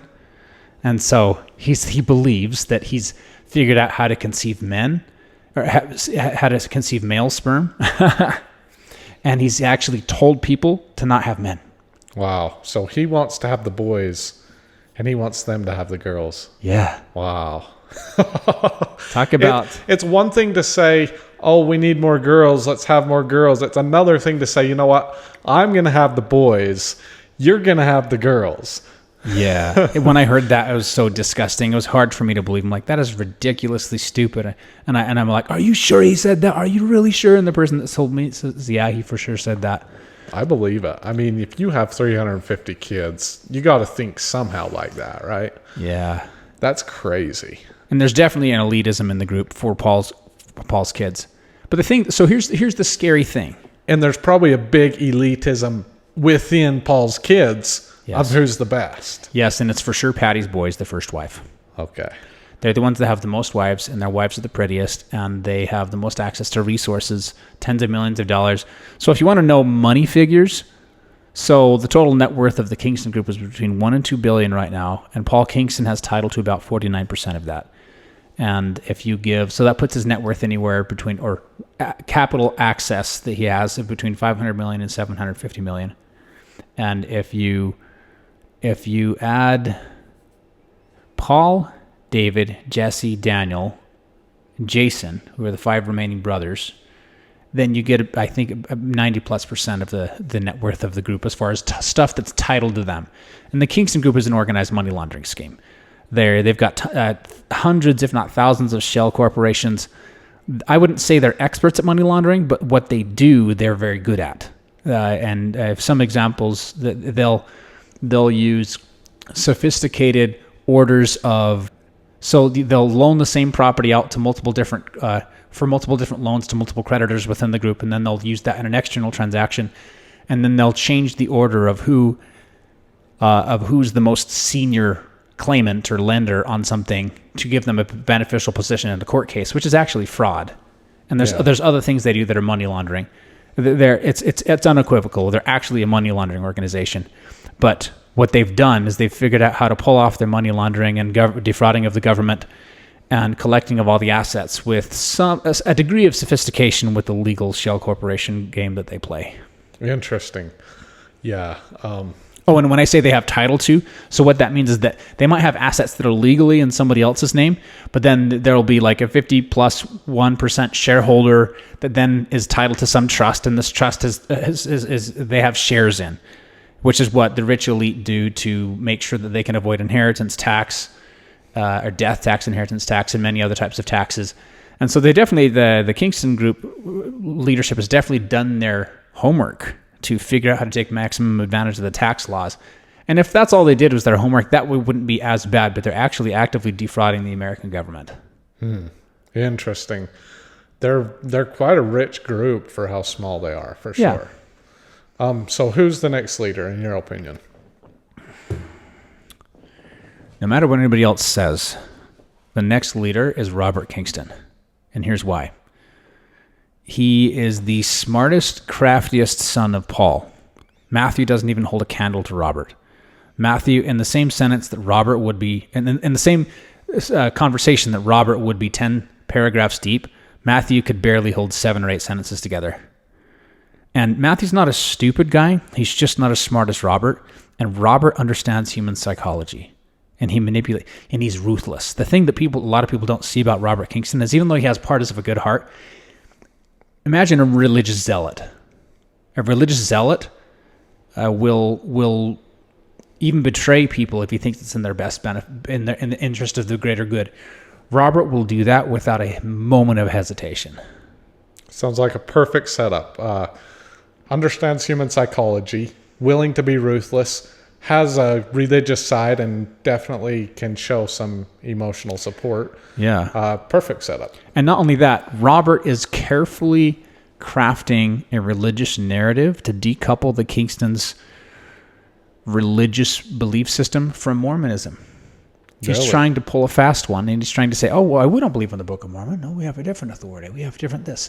And what's going on is you've got their internal apologists. His name is Lyman Reynolds, and a couple of his brothers. They're doing priesthood missions to go discover the history of Israel across the whole world and the migrations of the tribes of Israel, and they're trying to construct some narrative of, actually, no, our authority was from Christ, from this bloodline and that and this and the other, and construct something that's beyond Joseph Smith, because Joseph Smith is a very troublesome figure once you start to look into him.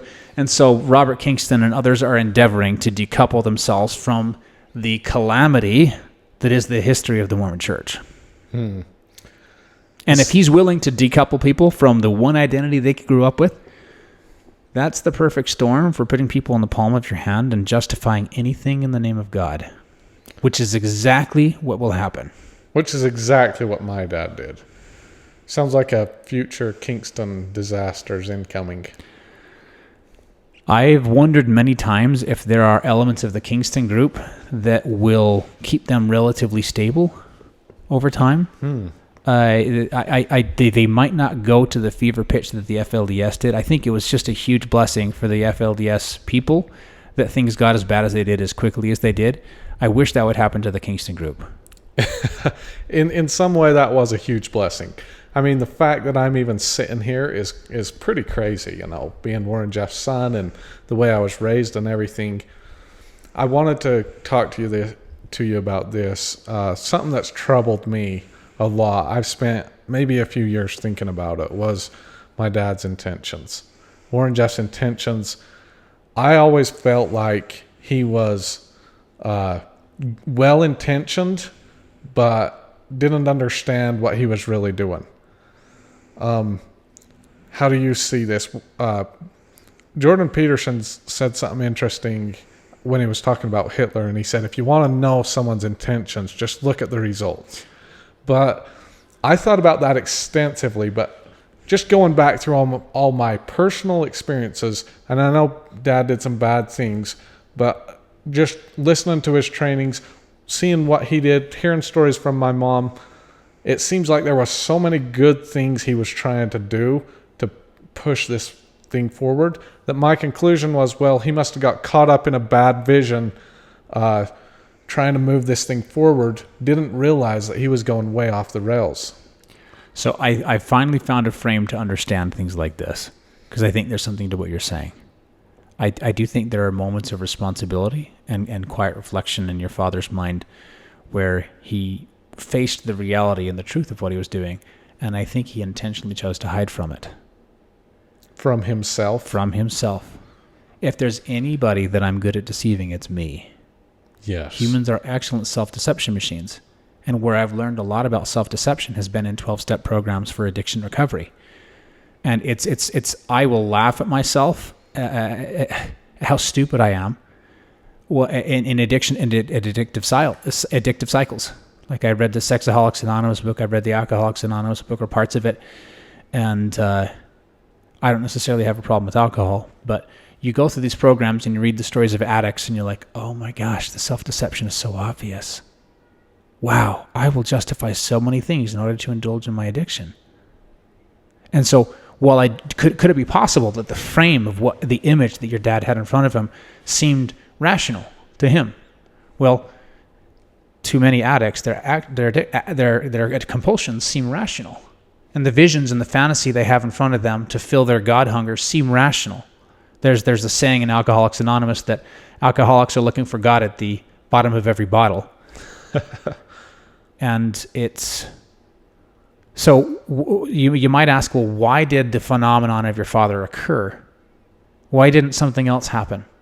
And let's grant the hypothesis that you have, which is that actually your father thought he was doing a good thing. Yeah, I truly believe he did. And actually, I'm more disposed to believe that, yeah, that's what he did think. Yet, because of the shenanigans that I've heard that happened at the top of the Kingston Group, and also the fact that I've heard things about your father about how he came back and he said, you guys, I lied. It was all dumb. It's not true. And then eventually he came back, sorry, I was testing you guys. Uh-huh. I think your dad is intentionally screwing with people. And I do think, and here's the thing, I actually bet that he was, so I'm an NFJT in personality style, and the T is for turbulent. I believe that your dad is very likely turbulent. He was probably torn between, well, this is true, and oh, maybe it's not. Oh, this is true, and maybe it's not. And I'm sure there was that internal struggle with him, and we don't understand that struggle. And I think what you're pointing to is there was a struggle. And the reason why there was a struggle is because there was a part of your dad that believed what he was doing was true. Absolutely. And then there's this other side that he's probably self-doubt, and just like every man has. It's like, well, no, what about this and that and the other? And then he's like got like the two devils on his shoulders, like, which one do I listen to? Which one do I listen to? And what I think would have helped your dad make different choices is what I'm learning that men need from other men. Metal sharpens metal. You have to have friends that can call you out on your bullshit. And they can say, that's a crazy, stupid idea. You shouldn't do it. Or this is the right idea. Or even mentors that can help you nurture the right things. I actually think that this is a missing element of Mormon culture. I think the Mormon church itself and our lineage for years and decades and hundreds of years missed out on this. Structurally, culturally. And so part of what we experienced in these polygamous groups was partially a consequence of anemic male-to-male friendship culture. We relied on bishops, we relied on church leaders, when no, it should have been your friends and buddies and your own individual connections to God and each other. And so because of that, now your dad is, he takes power, whether ethically or unethically, from Rulon, maybe believing that he's got something else. But what he doesn't have is a check, a backstop. I think he had some, but he got rid of them pretty fast. Probably because he was ashamed of himself and he didn't want them to point out what he was ashamed of. Well, I mean, why else would you get rid of a backstop? It's not just because it's a threat of your power. Why are you worried if your power is threatened? I think that what happened is he truly believed that they were a threat, maybe subconsciously, but I think in his mind, he truly justified it to himself by saying, these people aren't doing what God wants, and so I'm going to kick them out. See, I think there's a lot in what you said there, because when you say your father probably thought they're not doing what God wants, what I'm saying is missing from that internal conversation was a little bit of humility that would enter in if there was a strong cultural feature that said, oh, I think this is what God wants. Could I be off a little bit? Let me go talk to my trusted friend and confidant. And if I do have confidants and they don't tell me what I want to hear, do I have the strength of character to say I could be wrong, or should I just push them out of my life? And I think the failure that happened in your father's life was partially culturally determined because there was a missing element in the culture. What should be there in culture should be something to bind men to each other, to say, you need a buddy, man. We have a buddy system. You're not here alone. Because I think of your father, and I think of a terribly lonely man. I think he is, yeah. And I think it was lonely the whole time. Oh, yeah. Probably I think from when he was 3 years old, he was lonely. Yeah. And so really, your father might never have known true intimacy with a friend. Your dad might not have ever had a real friend. Yeah, he probably didn't. And how depressing is that? Because I know he's done some horrible things. I'm sure you still love him. How painful would that be to think, wow, my dad never even had one. Not a single friend. Yeah. I was like, I could understand how a man that tortured inside might do some of the things that he did. Not to excuse it, but it's like I could understand, I could explain it. It also makes a lot of sense why he made all of us so isolated as time went on and took out any fun. Like no games, no balls, no anything that's good. See, imagine if your dad, so let's play a game here. Yeah. Let's say your dad had this friend. And this friend goes off on this adventure, and your dad totally trusts this friend to help check him. And then he comes back after your dad's done all these sort of renunciations, and he's like, Warren, your life must not be very fun because you're taking all the fun out of theirs. You need to go have some fun. And I think it's kind of hilarious that your dad would actually put on a different set of clothes and go to Disneyland and this, that, and the other. Because clearly your father had an interesting relationship to recreation. Yeah. Very, very confusing to me. Because I think that friend would have come to him and said, Warren, you need to relax a little. Yeah. Something's off here. You're incongruent here. That means there's a problem that needs to happen in your soul. Do you need a hug? Yeah. Do you need someone? Do you need to talk to somebody? Yeah, I feel like that's true. He had no friends to the point he would listen to him. He literally isolated himself more and more and more as time went on. And what's interesting about that, so here's the thing that I want to bring that home to a point that Jordan Peterson helped me realize. And I think it's worth taking the interruption here. So if you imagine you're in his shoes, you don't have anybody to talk to sort yourself out with. It's almost like being in America without freedom of speech. And what I mean by that is the only way you can solve your problems is you have to speak them out, which is why freedom of speech is so essential to America. Speaking and thinking are the same thing. For many people, for many purposes. And if you can't speak, you can no longer solve your problems. So think about your dad alone. Mm-hmm. Nobody that's his peer, that's his equal, that can challenge things. And so the way that we stay sane, we actually keep each other sane. If you look at the psychological theories around internal family systems, well, that replicates what's outside the world. There's external family systems. We keep each other sane from being savages. We civilize each other. And we keep each other sane by the pressure we exert on each other. So if your father's in this position, you can see where I'm going with this, and he doesn't have somebody to put that pressure on him, well, now he can't weed his own mind. He can't weed the garden of his own mind. And so he comes to thought. And so Paul Kingston is very, very similar to this. It's kind of disgusting. But what happens is he comes with an idea. I'm like, this has got to be from God. I mean, imagine if you've got your buddies here on the chair, you kind of wake up from a dream. You're like, guys, I have this thing from God. And then your buddies are like, shut up, Jaden. That's not true. Yeah. Your dad didn't have anybody like that. He didn't. Why hasn't Paul done crazier things? Maybe I just don't know about him. Maybe he's smarter. Maybe he's stayed within reality more. But the Kingston overall, they've been somewhat stable. This would, of course, to them be a testament that they're right. But, why has Paul been stable with the power he has? I think he's smart enough not to kill the golden goose. And I think he has a degree of self-reflection to recognize that he's limited. I think he's putting on a show more than most people want to realize. And I think he acknowledges that. So I think he, for whatever reason, maybe because he was the favorite son of the first wife and he got certain attention from his father and his mother, he seems to have a little bit, I mean, I hate to say this about a man who has 27 wives, 350 kids, and has perpetuated extremely reckless power differentials.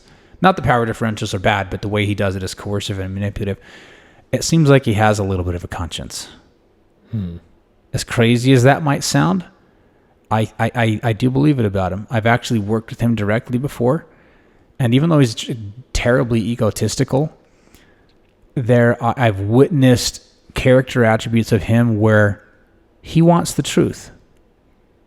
And even though he deceives himself often, there's something about him that will face parts of the truth. And I think that's likely what's keeping the group with some semblance of sanity, because he's not willing to totally abandon the truth. He will abandon certain truths that keep him from women, sex, kids, money, and power. But if you have all those things and you're in his position, well, then you can kind of relax a little and start to try to be a nice person a little bit. I mean, I hate to say that about somebody who's as brutish and manipulative as he is, but he's not all bad. Kind of like when Jordan Peterson says about why women stay with abusive boyfriends. Well, there's a sense of security and safety with what you know. Is the devil you know or the devil you don't? And it's not like Paul's all dumb, all stupid. He's got some intelligence. He got a law degree. He got a business degree. I don't know that he ever really practiced law, but he was an accountant for a while. He knows numbers really well. He's not the most artistic person. He's much more cerebral. He's a slick salesman. And I think what people don't realize about Paul is that he, just like Robert, his son, Paul has a very, very good grasp on human psychology. Very good grasp. And I think that at this point in his life, he seems to be more going for entertainment. When I say by entertainment, entertained by his circumstances. Like he doesn't seem to be. His younger Paul was way more about get out there and do stuff. And of course, he's 65 with all these kids and responsibilities. Of course, and he's in his later part of life. He's not going to be like a young buck anymore. But he doesn't. It's like his heart isn't in it anymore. And so the thing that's dangerous about that is that the same thing can happen to him that happened to Rulon.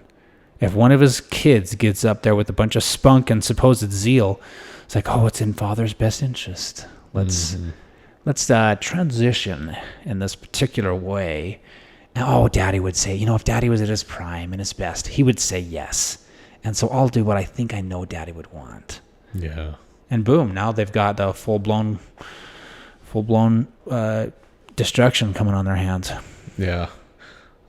Let's talk about EMDR and therapy for a minute, because personally, one of the things that happened when I was in the process of leaving is I would get really depressed, and I would say, I just need to talk to somebody that can help me. And I would go to a therapist, and by the time the session was over, I felt like I had to help them help me. And after about 5 of these, I just was so mad. I said, I'll never try therapy again. I'm out. I'm not doing this anymore. You said you do some therapy. What do you find? How do you find the right person Is Yeah. therapy really work, or is it just a mind game? That's a good question. A lot of times I think, oh yeah, we have a lot of hard things to deal with. People tell me, you have can't remember what it is, where your mind goes really fast and whatnot. And I'm like, okay, and I still have to get the results. Like, I can go and learn about all these problems I have. Who cares? Like, I have to get results. Does therapy do any good? That's a really good question. And before I answer, I just want to double check. Is that camera on? So on the question of therapy, I thought from the beginning that I was going to have to pay a lot to get people that I respected, because I didn't want people to just talk to me about my problems. I wanted to get results. I'm like, I have pain. I hurt all over all the time. How do I fix this? And so when I went to my first psychotherapist, I had somebody referred to me, and this person was expensive. They were $200 per session, per 1 hour session. I was paying $200 an hour, and I was only able to pay those rates. Not everybody can do that, because I was a software developer. They make good money, and I'm like, wow. So I just went for it. I'm like, multiple people told me, Kent, you need help. People that I was trusting at the time. I'm like, yeah, I'm pretty screwed up. I'm like, I feel like I want to kill myself every day. I better go out and get some help. Anyway, so I go and I talk to, and not just that I wanted to kill myself. I was blowing up at people. I was short-tempered. I was just that and the other. Lots of just stress. So I go to this guy, and he was actually really good. And since then, I've realized, so I've tried male therapists and female therapists. Guys need to go to guys. Okay. It's not good to go to girls. Got it. You're going to have fantasies about the girls, or they'll try to set you up with their daughters, which is what happened with me once. And that was disappointing. Yeah, I feel like guy to guy is a more solid, like, hey, dude. Yeah. Listen. Well, also, the reality is as much as they try, women is never going to understand a man's heart. Not when you're going through that much pain. Yeah. And I shouldn't say, okay, never say never. Yeah. Because sometimes you get people that have just the right touch. You for sure don't want to get a woman that you might potentially get involved with. Like, she needs to be 2 or 3 decades your senior, so that there's none of the sexual fantasizing going along. But you can rely on somebody like a mother or a grandmother figure if it's going to be a woman. But generally you want, but sometimes women are afraid of the firmness that men need. Okay. Right? Yes. And only the most experienced female therapists can do this. But the male therapists, it's like they do it effortlessly. They'll just say the truth, and they'll tell you what you need to do. Or they'll say it like it is. And I don't know why women don't do that. Some of them. Only the best women therapists do that. And I mean, I've done marriage therapy. I've done couples therapy. I've done this. And all of my EMDR specialists have been women. And I've got amazing results with the EMDR. But when you're talking to somebody to help you understand what's going on in your heart, you need males, and you need the good ones. And that's going to be probably $125 an hour plus per session. And yes, I have leaned on Cherished Families for some of that. I mean, they offered to help cover some of the costs for some of my sessions. And I had a really great relationship with a male therapist down in Hurricane that was great.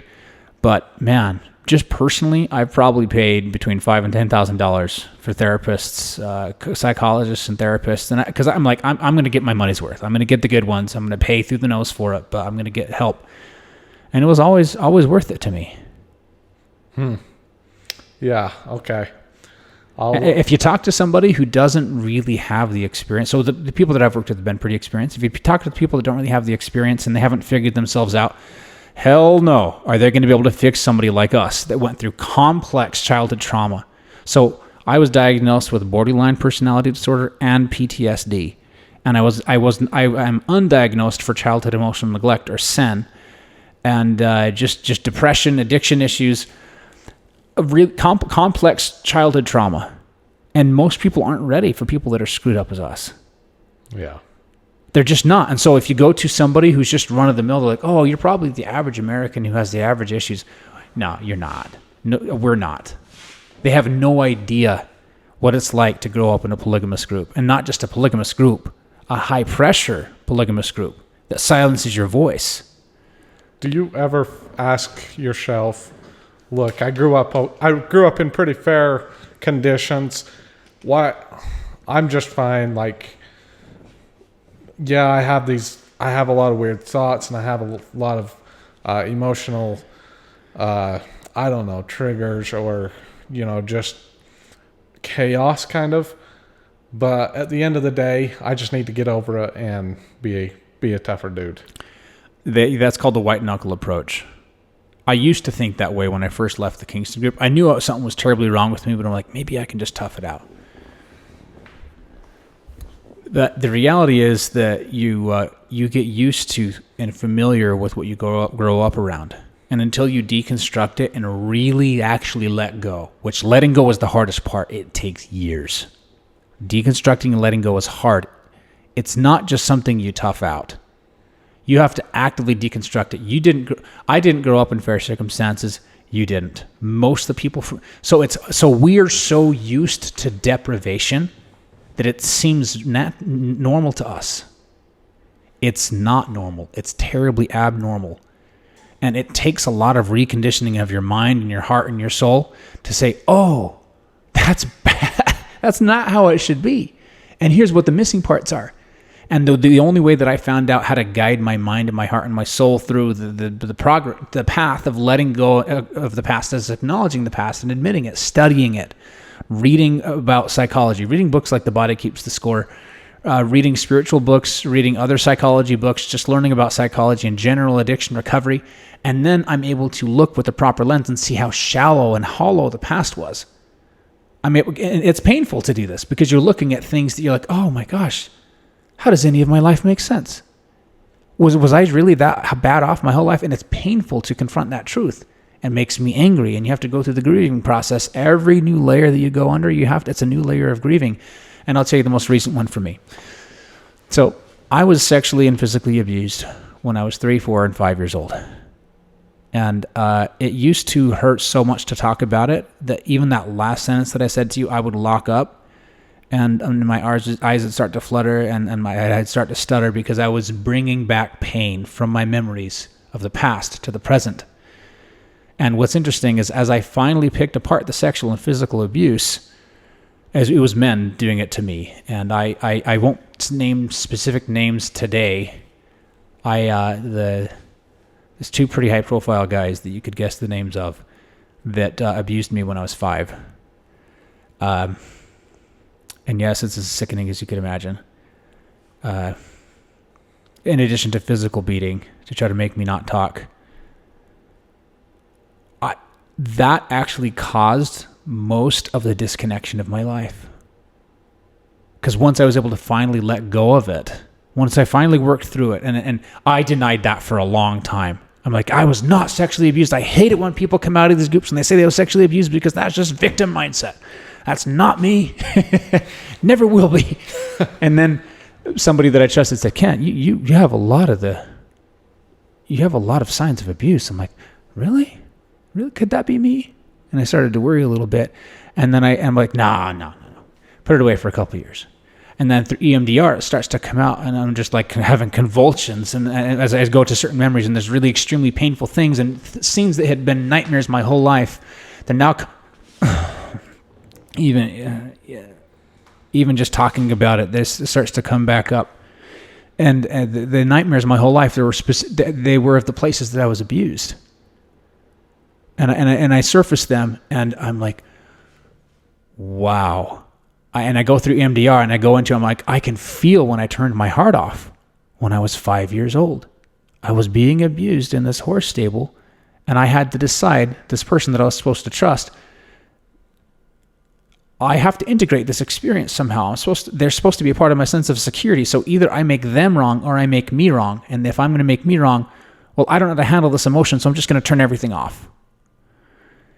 And I say that with the words as a 35-year-old human being speaking English, but I didn't know these words when I was young, but I could feel the emotions.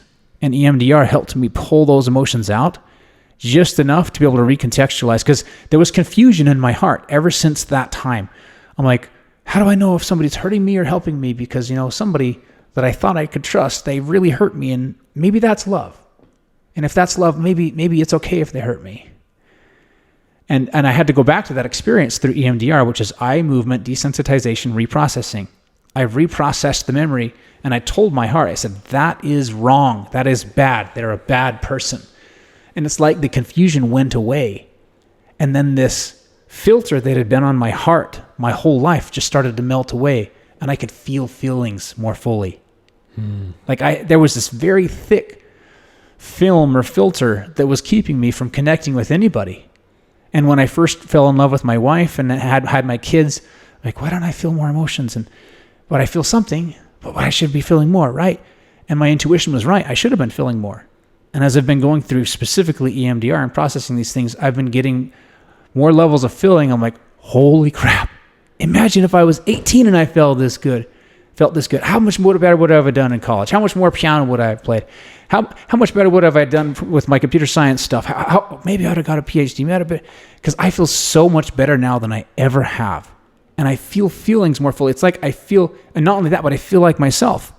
And what was really crazy is for the longest time, I didn't feel like myself. I felt like I was dead inside. And as I was talking to my therapist, she's like, tell me, as I was just bringing stuff up through EMDR, she says, tell me what you're feeling. I says, I feel like I'm dead. And feeling like you're dead is the most common thing that people who've been sexually abused say. And after I started to confront these things, I'm like, wow, that is actually what happened. And it felt emasculating as a man to say, yeah, somebody else penetrated me. Somebody else did this. Somebody else put something in my mouth. Somebody else did this, that, and the other, and they abused me. Yeah, this happened, and there was confusion in my life. But as far as therapy goes, as far as recontextualizing, can I tough it out? Can I white knuckle it? I tried white knuckling that shit for a long time, and it never worked. And the reason why is because there was a mental brace that was put on me, that I put on myself to protect myself. I'm like, I have to shut off. I have to block all this out. And I didn't know why that was keeping me from everyone at all times. It's like those helmets they put on little kids to help their heads grow. It's like I had that, but a straitjacket on my heart for my whole life. And then when I finally start to say it's safe to take it off, I take it off. I'm like, whoa, I can breathe. I can feel. And now it's like, man, wow, I was right the whole time. I did feel dead inside. It wasn't just me being a bad person. I internalized it and made it about myself and made it a shame thing. But I had just turned myself off due to the abuse. And when I turned myself back on, I'm like, I'm not that bad of a person. I actually feel things. I'm a cool guy. I'm not that bad. Like, wow, life is pretty good too. Wow, I was suicidal before? Man, what? Absolutely. No, I appreciate you sharing that. Should sexual abusers be killed, put in prison, or should we forgive them? So I think forgiveness is not about justice. Forgiveness is about a condition in your heart. They should absolutely be forgiven, without a doubt, and they should be loved. Yet justice demands their death. Okay. They're stealing life from people, decades. They're stealing people's lives. Mm-hmm. When they force you into that box, and this has been a terribly painful grieving process for me, to look at my life and to see what I could have been. Had that mental brace and straitjacket not been put on me, I would have gone on an adventure. The reason why I stuck on my mother's coattails, I didn't move out of her house until I was 29. The reason why I went back to my dad for validation is I was relying on them to provide a sense of safety that was taken from me in the abuse. The people who abused me stole substance from my life. And even though I forgive them, I would not be merciful. Mercy is for God, not Kent Bull. I like it. You went for several years without feeling deep emotions. Is it ever possible to fully get the deep emotions back for people watching? Yes. I wish I could tell 22-year-old Kent this, 21-year-old, 20-year-old, even just 6 years ago when I first left the Kingston Group. I wish I could tell him, you're going to be okay. I just had to imagine that it might be true and just believe and hope one day. And there were many times where I was like days or weeks or months away from suicide. I'm like, I'm going to kill myself here if I don't feel this. I'm going to kill myself at this point. Well, okay, here's when too much pain is too much pain. Yes, and it's just crazy. It's amazing to me. You can heal. I even though I would tell myself intellectually it's probably possible, my heart would be like, hell no, man. There's no way to recover from this. I'm just too broken. And now I look at my boy and he takes a step. I'm like, that is so cool. My little boy took a step and my heart jumped because of it. Or my wife smiled at me and, oh, look at that little curve of her smile. Oh my gosh, that feels good. And everything feels rich. I mean, it could be richer. I'm still an addict in some ways. And so I'm going to have the highs and the lows of addiction. I'm on the upswing, but it's like, I had no idea that life could be this good. Other than a small inkling of an intuition in my heart somewhere, it could be better. It could be much better. I didn't know that until literally the last couple of years. I'm like, oh man, it's like I was a sponge that was all scrunched up and somebody put some water on it. Yeah. I'm like myself now. I've never felt like me before in my entire life. Other than sometimes when I was in deep meditation, but I finally feel like me. I feel like my Kent Bull in my own skin. I never felt like that until the last couple of years, and really the last year and a half. Not feeling emotions is a response we go to avoid pain. But how painful is it to not feel emotions for so many years? It's maddening. It's maddening, isn't it? It's not just maddening. It was always a major component of my suicidal thoughts. I'm like, if I can't feel, why am I alive? It doesn't matter if I get married. It doesn't matter if I have kids. It doesn't matter if I have success. If I can't enjoy it, F this crap. I'm out of here. Yeah. Okay, well, tomorrow we're going to have your wife on with us, Katie. And is there anything we should talk about further before Dan? Is there anything we missed? Is there anything you want to say to the audience about, going through this process, therapy, anything you want to say more before we end? Yeah, I think I'll just leave people with an image that it's really painful, but it's somewhat true. And there was, when I was going through the hardest of the hard pain, I would see this. It's supposedly inspirational poster where or a picture online where people would have this Japanese bowl, and it was broken into pieces, but it had been put back together. And they say it's more beautiful when you put it back together. I'm like, no, it's not. There's too much pain. There's no way it's more beautiful when you put it back together. It's not worth it. This is too much pain. And now that I'm on the other side of it, I'm like, this is a beautiful bowl. Wow. And so more of a message of hope. It's like, yeah, you can put yourself back together. It feels impossible at the time. And then it's fascinating. It's when it finally snaps back together, you're like, I didn't see that coming. Whoa, I've done a lot of work on myself. Wow, that was all worth it.